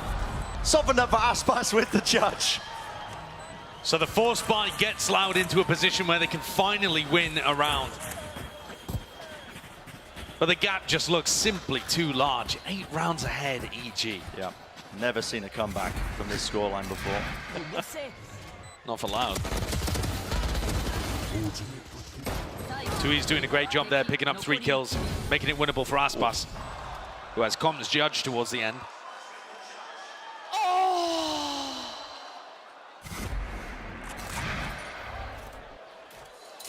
So knife's edge is what some of these rounds are coming down to, but still EG with a sizable lead. The orb dropped down, tucked to the corner here. Shots, Boostio, normally so good for it, reload at this time, at this place, going for it, but no. Can't get the extra bullets to try and do some significant damage. Com is a sole survivor. With only a frenzy, this looks like Loud getting up to 4. Com, he can find himself, tuck himself into an interesting position, might make this one. Just spotted out by Tui's. I mean, at this point, do you even want to commit into A? Yeah. You got your pick of where they want to go. Any direction. It's going to be a B pivot here. Find you. Com will just be forced as well to take an impromptu timeout. Probably economical damage. Trying to go down to the spike as well. Yeah, I think this gives us a decent opportunity as well to talk about the map pool just a little. Because while this looks like a slam dunk for EG to close out, the later we get into the pool, the worse the maps get for EG, in my opinion. The ones that you can't see up in the top left, you got Split and Bind. Yeah. Both maps where I think Loud are extremely comfortable and have been looking good recently. So when I was looking at this map veto, I was thinking EG's best chance might be to close this out 3-0. At the moment, they're in a great spot to do so, right? There's no way. There's just no way. However, Checking. 2 years will not be able to take drawn that Tui's right. back. Yeah. So taking away the gun. That's a decent idea there for Com towards the end to make something out of it. But yeah, it's not disastrous for Loud, even if they end up falling here. The chances of them being able to pull off a reverse sweep in a BO5 like this are actually a little higher than you might think, especially when you consider how some of these matches have gone before. I mean, you dial back to the first time that these two teams faced off against each other. It's week 4 of Americas this season. EG come out with a 13-3 first map, rocking Loud, bash back onto their heels, who then 13-0 them. Where are you? So both of these teams very comfortable with turning the ship around. Loud have taken very fast C control in this one. Bring them down. Nothing to stop them from committing over towards the C site other than Ethan Com. I mean, this is where you would see Boostio calling for Aspas to go and work an orb and then using the showstopper to get in. And instead of being prioritizing the ultimates here to make space, Aspas was looking for a timing instead. Now dropping back. I mean, 4 players set up here over towards C. It's pulled a lot of the EG players over. Maybe anticipating and expecting it. So The flash was nice though from Ethan. It didn't hear anything, so now they're rotating off. Right. They're finding the read. Boostio. Prime rat gameplay, but this time sniffed him out. And the spike is headed back towards the weak side. Everybody rotated based on that flash from Ethan, and now it's only Com home. Aspas still has not left. picked up an ult orb. They're just going for this. The reveal. Prowler as well, bullets. Slamming into the choke point, but you got to respect it and back away here. 18 seconds left. Got to get a move on here if you are Loud. It's probably not going to be the most ideal plan in the world. A tap to force out this util, but again, time is of the essence. You've got 12 seconds left. You haven't pulled this util out. It hasn't been siphoned out. Pryor, Sancho's over the top EG! They've dismantled them! Absolutely and thoroughly. No time left. And just like that, it's a round win. Everybody falls, but EG, you know they're going to be happy with it. Match point. What a situation. And you see the deep sigh there from Sadak. How did that one go wrong? They had the sight. They were getting set up for the plant. Satchel out. 10 seconds left. And it just all got denied. The blast pack as well from Jorgamo is excellent, It's even all after the fact. I mean, Jorgamo even being there in time.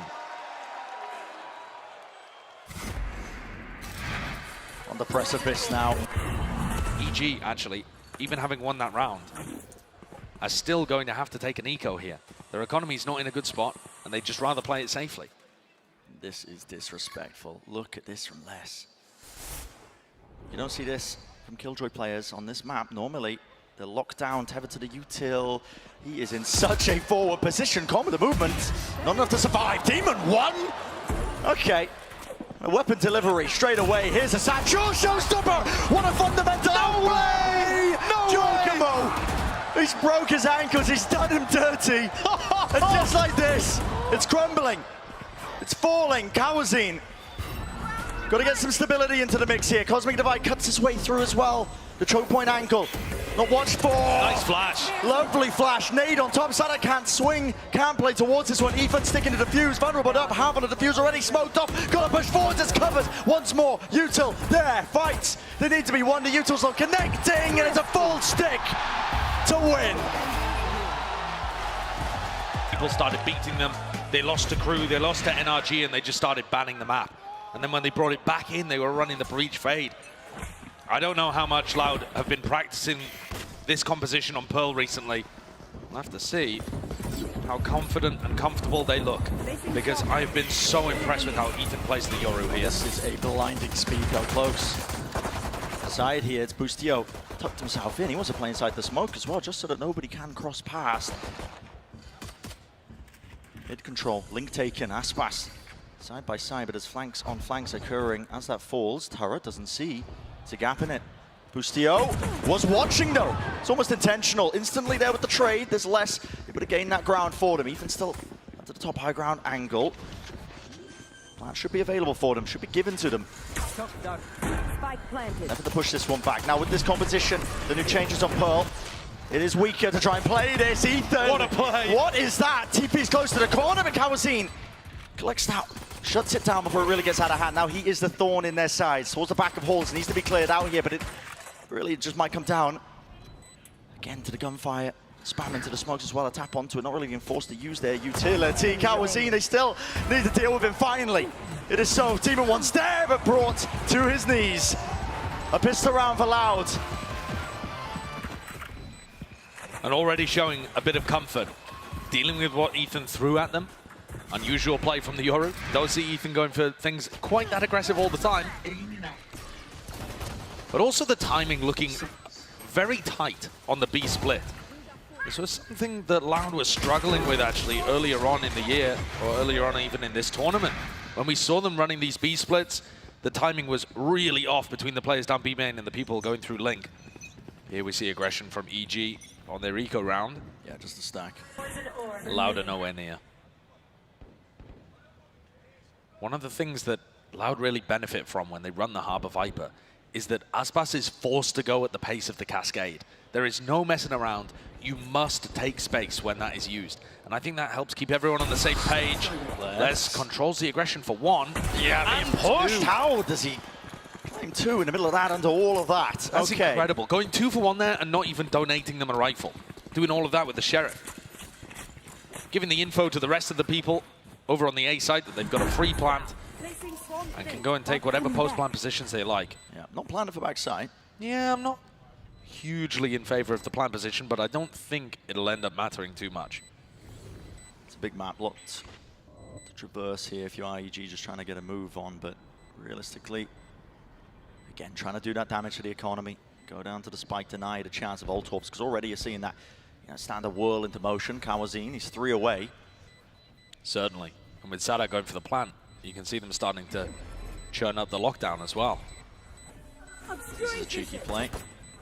Smoke's there, got to remove all of that. Wait, he would have time. He would have time. You got to try and put a stop to this one. He does have time. Jorgamo! He does. It's broken. Okay. And they achieved their goal. I mean, listen, they got the weapons out of their hands, but my God, was that close. That is a lot of damage that Loud have taken. And it's an early scare.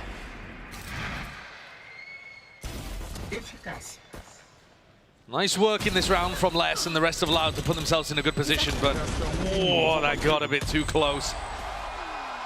Tui's required to get onto that.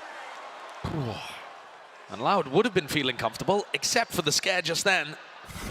And now they're going to buy up, so this isn't a bonus round that they're coming into. Look at the money for Sadak, Tui's, Aspas. They've all bought rifles. Straight up buy round. Ethan, tucked close to the corner here. He can actually use a TP to escape. I don't believe he's playing. Oh, no, he does have it towards the corner. Wow. Great awareness. Really good heads up. I mean, Ethan plays there a lot. Yep. If they've been reading the VODs, they're going to know that he's going to be isolated there, banking on the TP to get him out of things. Close. Also, an awareness on Boostio. Oh. Shut down both of the major threats from EG. What a risky move to make. And the fights are just being handed to him.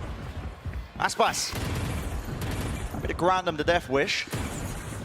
As each of the players on EG tries to make the play that's required to get them back into the round. And Loud are just eating up all of that aggression. The attack sides have been good from both of these teams. I mean, we just watched a blowout on Lotus. But we didn't even really get to see Loud's attack. No. They just lost so heavily on the other side. No chances for it, but a very good beginning for a Loud team that has been knocked down to the floor here. And especially with them playing a composition that, once more, we haven't seen this in over 3 months for Loud on Pearl. And they did write the book on it. Yeah. To such a degree as well that they ended up starting to ban it. Everyone else was playing it. They didn't want to play it anymore. Yeah, the innovation ended up being a bit of an issue for them. And this is a great start. Hunting down EG, trying to take rifles out of the hands. Demon 1 responds. Kawanzin sent back in. Les looks like he wants to swing towards the end of Demon 1. Demon 1 is denied. Okay. So what a start this is for Loud. A team that is down 0-2, trying to pull off the reverse sweep.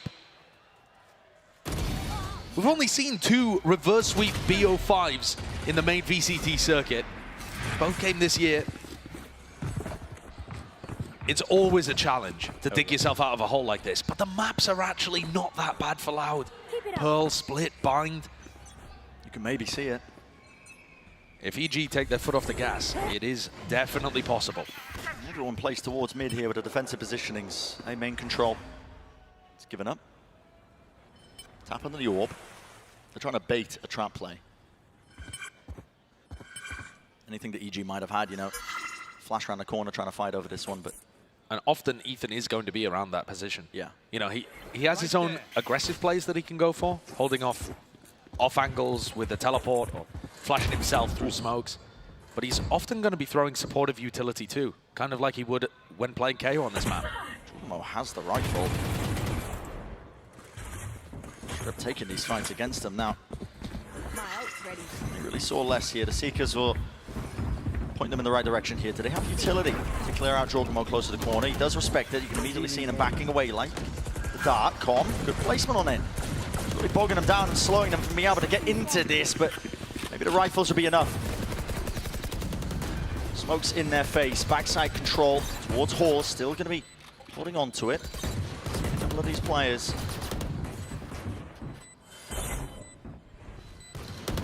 We need a big opening now. Great flash. That was off of Ethan. A double swing and a double face here, down to the low ground. Another flash as well to try and set Boostio up, but it won't be caught unaware, not twice in a row here. High ground still being held, but as they look to reposition, they're all just getting cleaned up. All the kills funneling Demon 1. Bit of a test for him. Damage was done. The time, it is running short now. No chance of winning this round, definitely. Make them think twice about taking those fights against him, though. Demon 1 still looking confident, but Loud go out 4-0. That was an eco round from EG, and you still saw some nice ideas on the way that Ethan's looking to try and flash them in on the retake. But Loud, one of the benefits of them winning these rounds and being on the attack side, being able to get these spike plants, is that they're building up to large ultimates. They just used the Seekers. Kawanzin already kind of halfway back to getting that online. The Reckoning. But it's the Reckoning that's the big tool, yeah. Yeah. Pay attention to 2 years now. He's going to be using that. Most likely to clear out this side. As long as they're given a main control for free, which there's no big play here from EG. Just Demon 1 holding it. Praying He gets a connection with the bullets. Got to back away though. And again, so disciplined by Loud. They are very aware that EG's comp lends itself to trap plays as soon as they hear the orb tap. There could be a flash around the corner, there could be a play from EG to punish.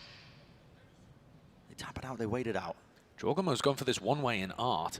And it looked like Kawanzin was trying to flash Aspas in to take contact. Here's that flash. Doesn't connect. And it doesn't connect with anything. That allows Jorgamo to continue to hold this. Reckoning goes through all pressure onto Jorgamo. Yeah, and this is a nice one, actually. Clears up most of the side, trying to squeeze What? it. Jorgamo! Push it through into Bane! What is he up to? Barely enough bullets as well. But he adjusts the aim anyway towards the back here. Com trying to bring down the Cove. And he's on the damage he might do. No, it's just counter spam in action in theory. Team 1 over the top. What is that? Aspas normally so clean with the movement, but they're just answering back with bullets of their own. Through the wall now, Ethan hoping maybe he can spot ahead. The spam damage is connecting with the wall bangs, but forced to reload now. Just 30 left with the reload back. He's really running out of bullets to make the most of this one here. Still needs to be locked down with his crossfire. Center of Sadak hitting the aim. Kawanzin bailing them out. Loud go at 5-0. Feeling it, getting into the rhythm, believing in themselves. And Kawanzin, what a rebound. He's had two really limp-looking maps. And to me, the biggest difference between when Loud are playing at an excellent level and when they're playing at a mediocre level, when they went out in Tokyo or where they've been struggling at other times, is getting Kawanzin online. He's so aggressive in the way that he likes to play the solo initiator in these comps. If he's hidden, Loud looks so much better as a unit. Yeah, the rough did go towards B. They killed Ethan before he was able to get anything done anyway. So I'd like to see Ethan going into the re-clear mode. Allow Loud to fight over A main and then actually try and contest them with more flashes and get back up in their faces. Not playing aggressively right as the barriers drop, but if Loud are in that space, fighting them. I'll see those adjustments until the next round after this one because the money it's not looking too hot here. Team 1 does have the Blade Storm though. Always danger with this guy when he set up. I mean, he's currently leading 7-5. More kills, I think, than the rest of his team combined, but they're going to recon and flash and try and fight over A main there, EG, at the start of the round. And then they just post Calm up. Ethan takes his gate crash to go towards the other side of the map, so they have a very strong B site. And Calm, by the look of it, just spotted somebody. There's a lot of Loud players over towards A. just getting out of there. And Ethan's already evacuated. Dash already used for Demon 1. A is looking very weak.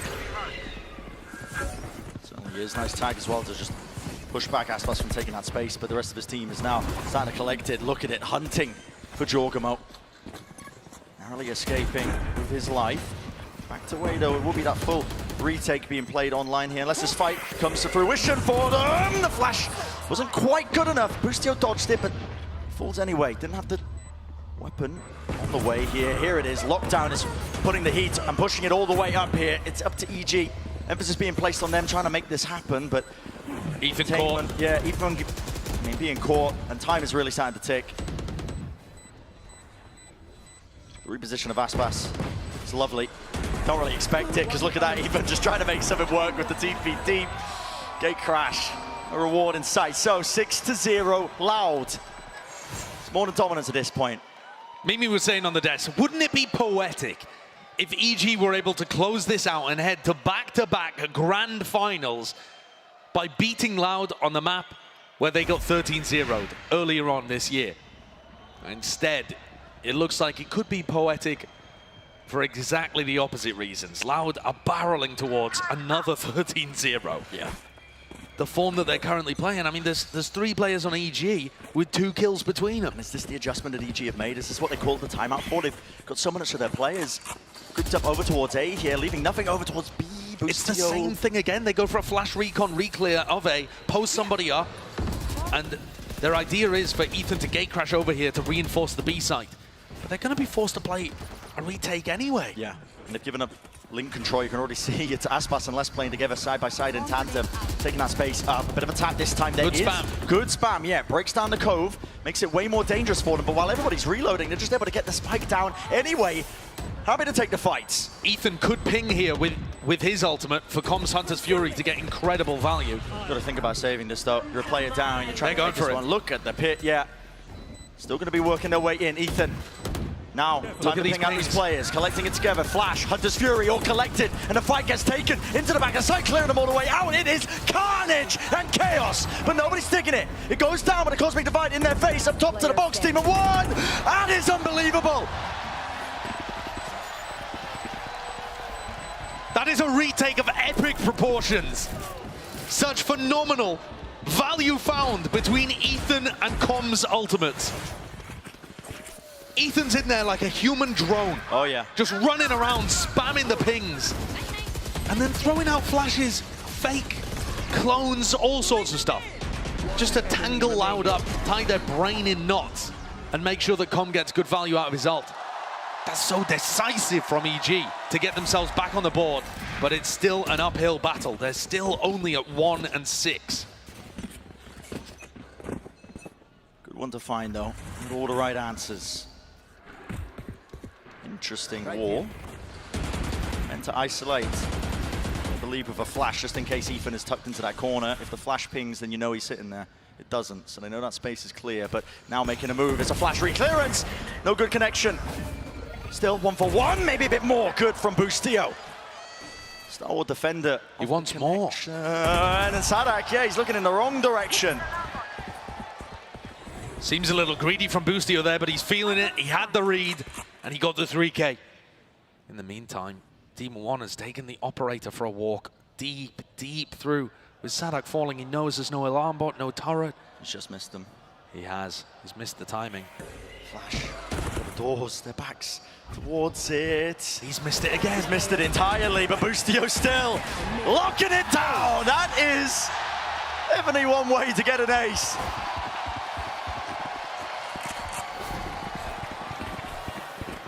What a round from Boostio. He posted a tweet after their game against PaperX calling himself a disappointment and a fraud. He had under 160 ACS, negative 24, and he said, I will not do that again. You're not catching me bottom frag in another series for my team as we head deep into champs.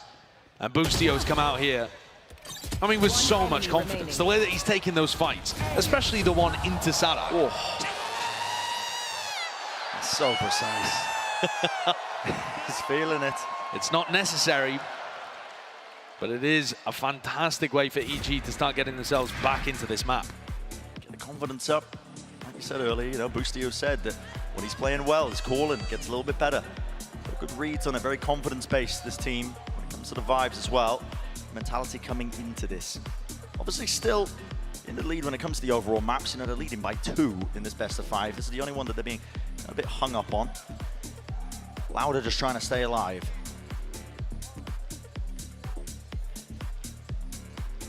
Tactical timeout. Loud discussing what have the issues been here. And that's about the first time that EG have really fought heavily over B-Link. The rest of the time, Loud have been able to take that fairly easily. But it doesn't seem to be a major strategic adjustment. Just big moments. The retake into Boostio's ace. Hello, this could be problematic for Loud.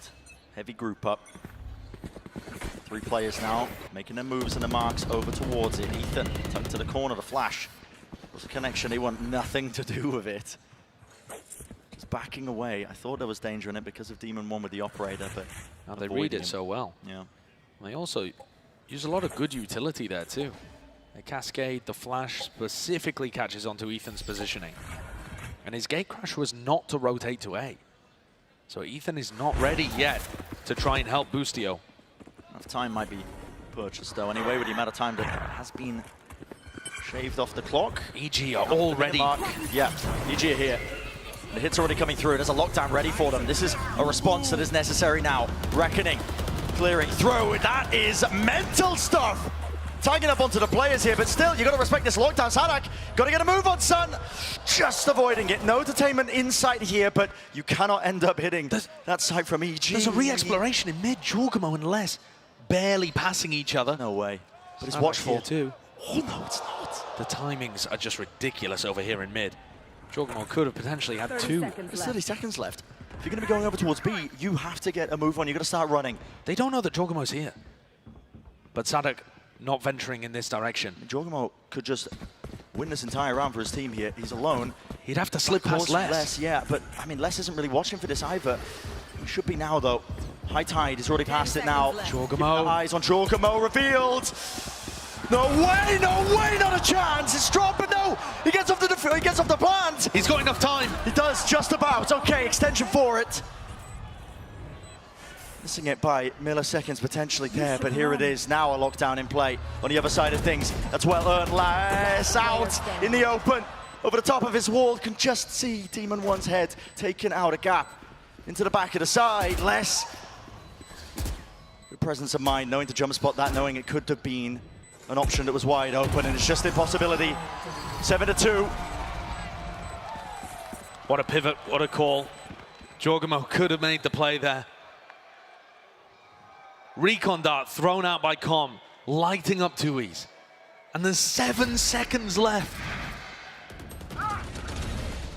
It was disaster written all across that round, and yet Loud still finding their way through all of the difficulties.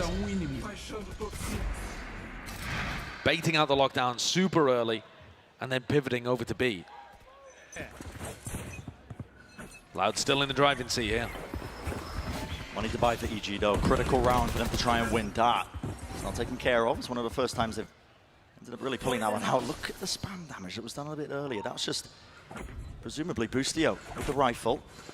Firing into the orb. Now a clearance into mid. Demon One loves his off angles. Here's the util. Dash now active for him.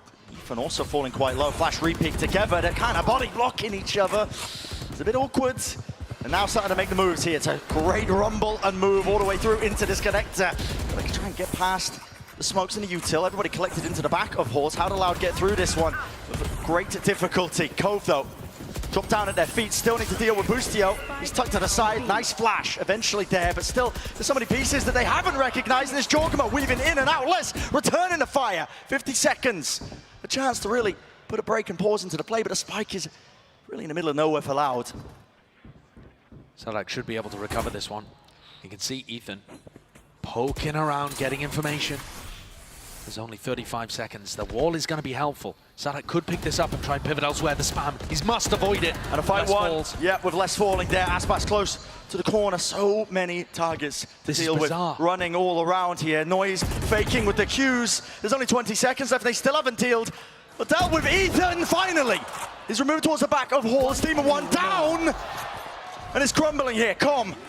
It's been so good in the clutch, but can he really do it? Again, shock darts are here to damage. Potentially done. There's one removed and enough for Sadak. Low enough. Com. Oh my, this guy is just unreal.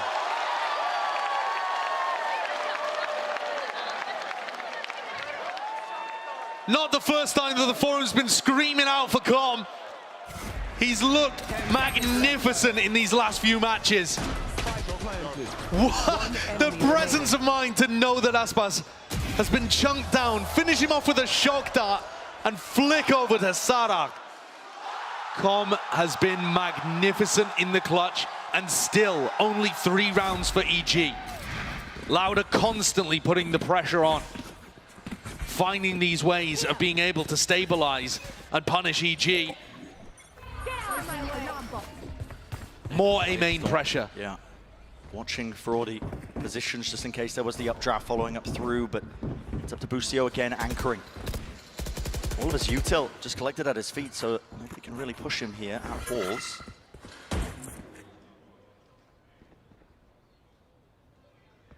If the aim for Loud now is to reclear into A-main, they might be sorely mistaken. Ethan, he's got the flash. Demon One's contact, that's what's going to be causing it to rebound and a re-swing. Demon One spots it. Here's the flash. Re-peek attempt with the updraft play. Plucked out of the sky. Jet player won't be getting away with anything. Aspas, though, on the other hand, really just handing it to them. Quick decision making. Les also got a lurk down through Art, picked off Jorgamo. There's no defense here. Boosty and Com are going to desperately try and get into position. Les already going for another lurk in a different avenue. He's found the timing, slipped through, Con retreats, and it's too easy. Far too easy. The rounds that EG are winning, they're on a nice edge. They require almost everything. Every ult in a book or a clutch play, a performance from a big player, but it's all Loud in control this half when it really mattered for them. It's a map that they had to win. Set themselves up to do so now. And outside of this match, Ethan's Yoru has looked amazing here. They've had so many cool ideas. They've caught teams off guard. Loud instead come in prepped, bring back the Harbor Viper. Ethan bottom of the scoreboard, 3-11. Even the supportive stuff isn't working. Loud have found an answer here. No one else has really been able to acquire. Flash re-clear potential. Ethan, he's holding the flash, you can see it. Out of the smoke, they want to go for it. Right onto the side, there was a recall star of their own actually, just try and block them off. Again, Smoke's in their face, just trying to play anti-flash close to the corner. It's desperation.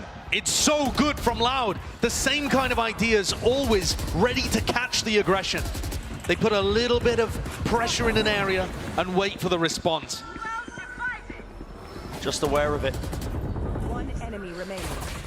Jorgamo and Com tried to make something happen, but this is a 9-3 half in favor of Loud. Bringing back the Harbor Viper and looking immaculate. Motion than that, come on, this game is only just getting started, it seems like. All eyes on the pistol round, EG. Still a sliver of hope at the back of their minds to maybe close this one out in a 3-0 fashion, but it begins here with this round. And if they don't close things out 3-0, we go to split, we go to bind, areas where Loud have recently looked phenomenal. And then it'll end up getting scrappy, chaotic, and those advantages bought on Ascent and Lotus won't mean much then. It's a quiet beginning for EG as they scope things out towards the B side of the map. I think Ethan was putting a bit of presence in, but a util. He's TP'd now to rejoin the rest of his team, and they are just contacting up behind this. No noise made other than a star propped up, smoke, so they can get into position. They've been forced to use this util to clear out any parts of this. Now you see it. Dart rebounding.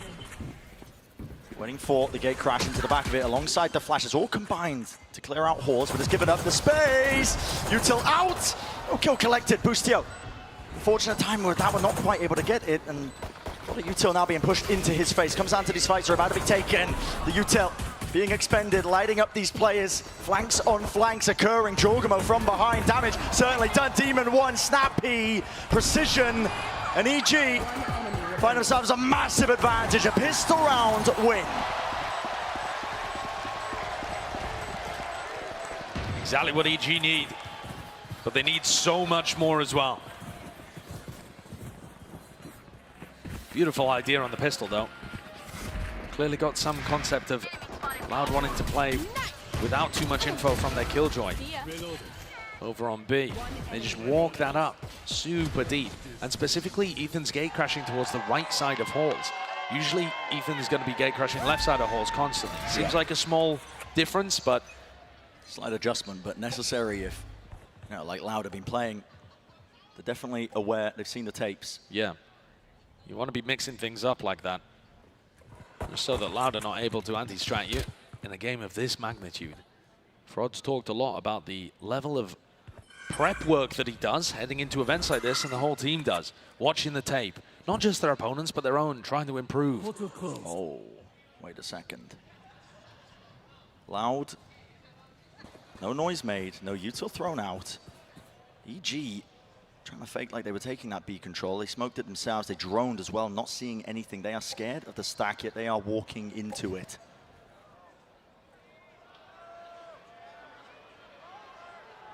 Tucked to the corner now.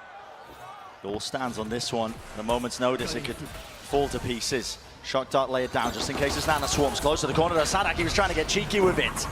Dashing forwards, TP's gate crash all abound and used towards the back of the site. They need something to clear this. Okay, that will do it.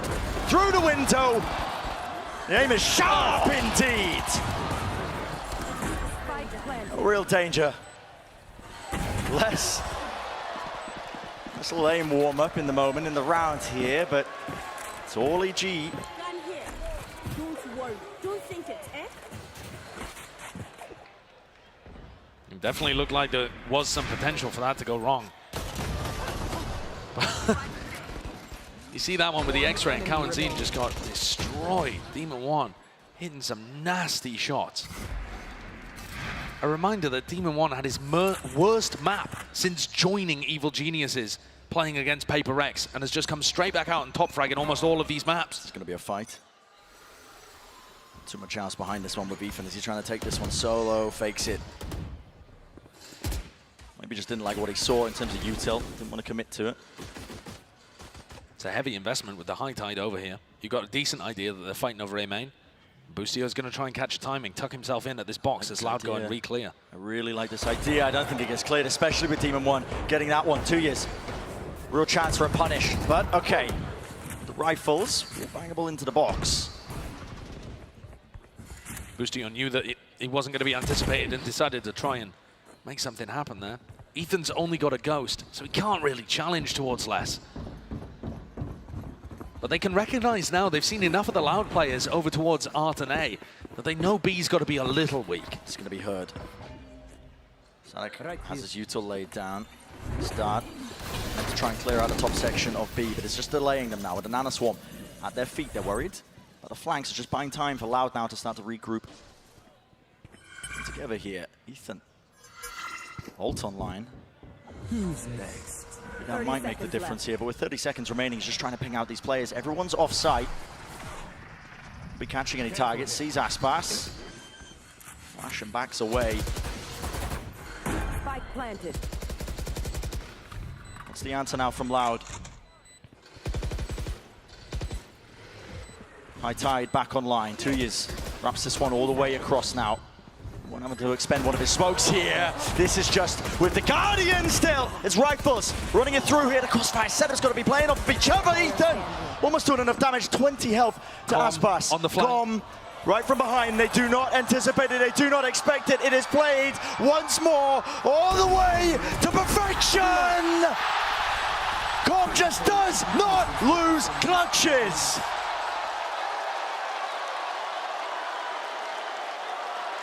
Another Red Bull clutch from Com. He made the massive wraparound play. He was over in B-Link setting up that recon dart lineup, never ended up using a recon. Wasn't there to try and help his team at all on their entry into B.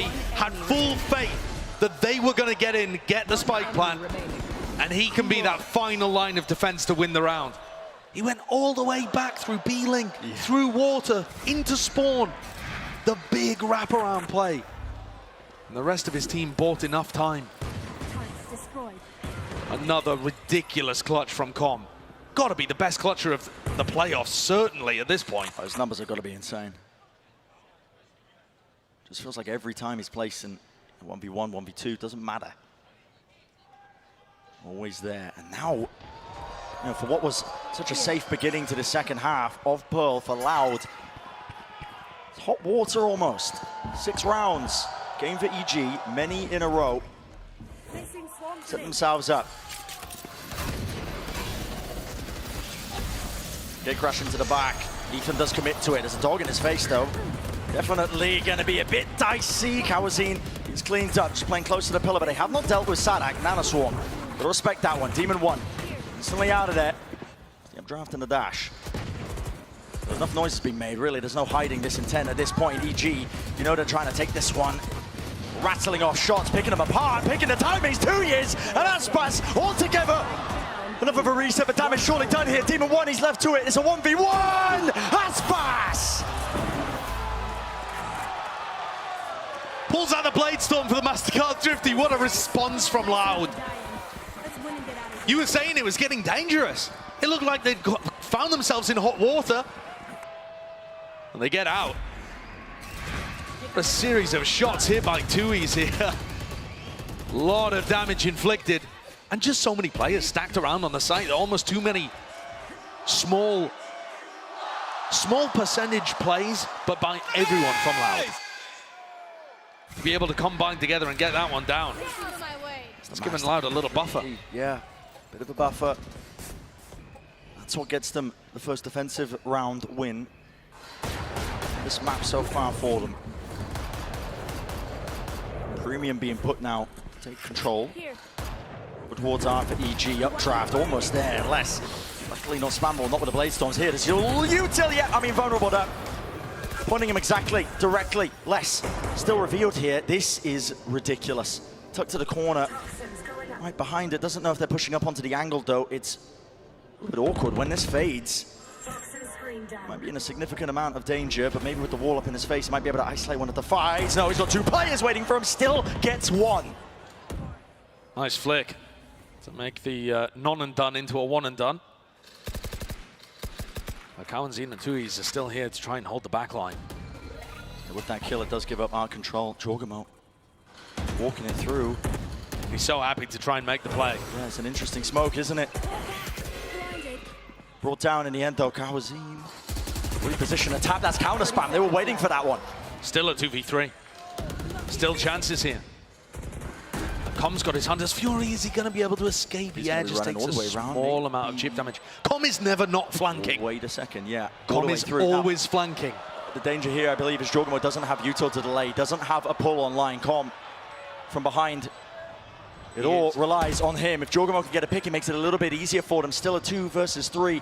Turrets there, blocking off the angle. They don't expect it. They don't expect it. Finally, he strikes. He has ult. From behind, does have the ult backing away, now playing his life. And Aspas, it's an impossibility. Forcing out the ult. Jorgamo, he's set up to win that fight. How did EG just pull that one back from the brink? They're so quick at coming up with post-plant ideas. Other teams would wonder for a while, should I commit to the flank? Should I try and make the play?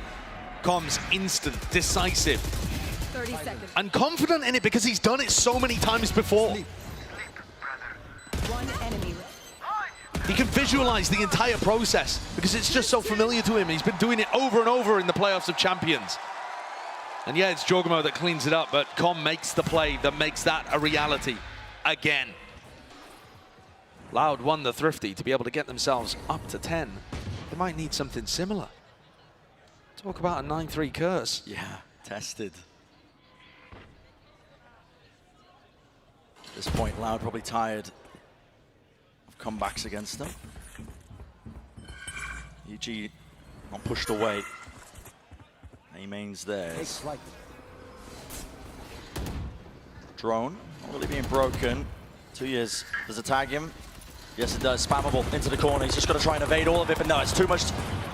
3 rifles. Weighing down on him. And the signs of that, EG content to slow this one down. This slower pace is what brought them so much success over on the first map. Getting a feel for where Loud would be set up. Les looks like the only danger, really, in how the defense is currently positioned. If he could catch Jorgamo on some kind of aggressive lurk play. Otherwise, it's just going to be another slow siege from EG. Ozine in the position where he can spam that angle. Sadak dealing with it. Ethan with the plant pushed away for now with the snake bite. Vulnerable up. Jorgamo coming around the back of Les. Yeah, this timing has been missed. Oh, has it? Les. Hold up, wait a second, he can hear the footsteps, he's repositioned all the way back, but still EG. And now Aspas. Yeah, they have control of this, surely they do. Aspas, upgrade gained. It's never over. When he's got the rifle in his hands. Turret's there though, flipping the map. Planning for default, EG with backside control here. Just great setups. Yeah. Fantastic crossfire. And it's off comms contact, I think. Either that or Demon 1. Demon 1 off angle, dealt with, destroyed, Ethan. Okay. There was a chance there for Les. Yeah, almost a moment. Almost a miracle. Almost a moment. But EG survive. They've won 5 out of 6 rounds in this half so far. Both of these teams have been excellent at their attack sides. It's just been a running theme throughout this match.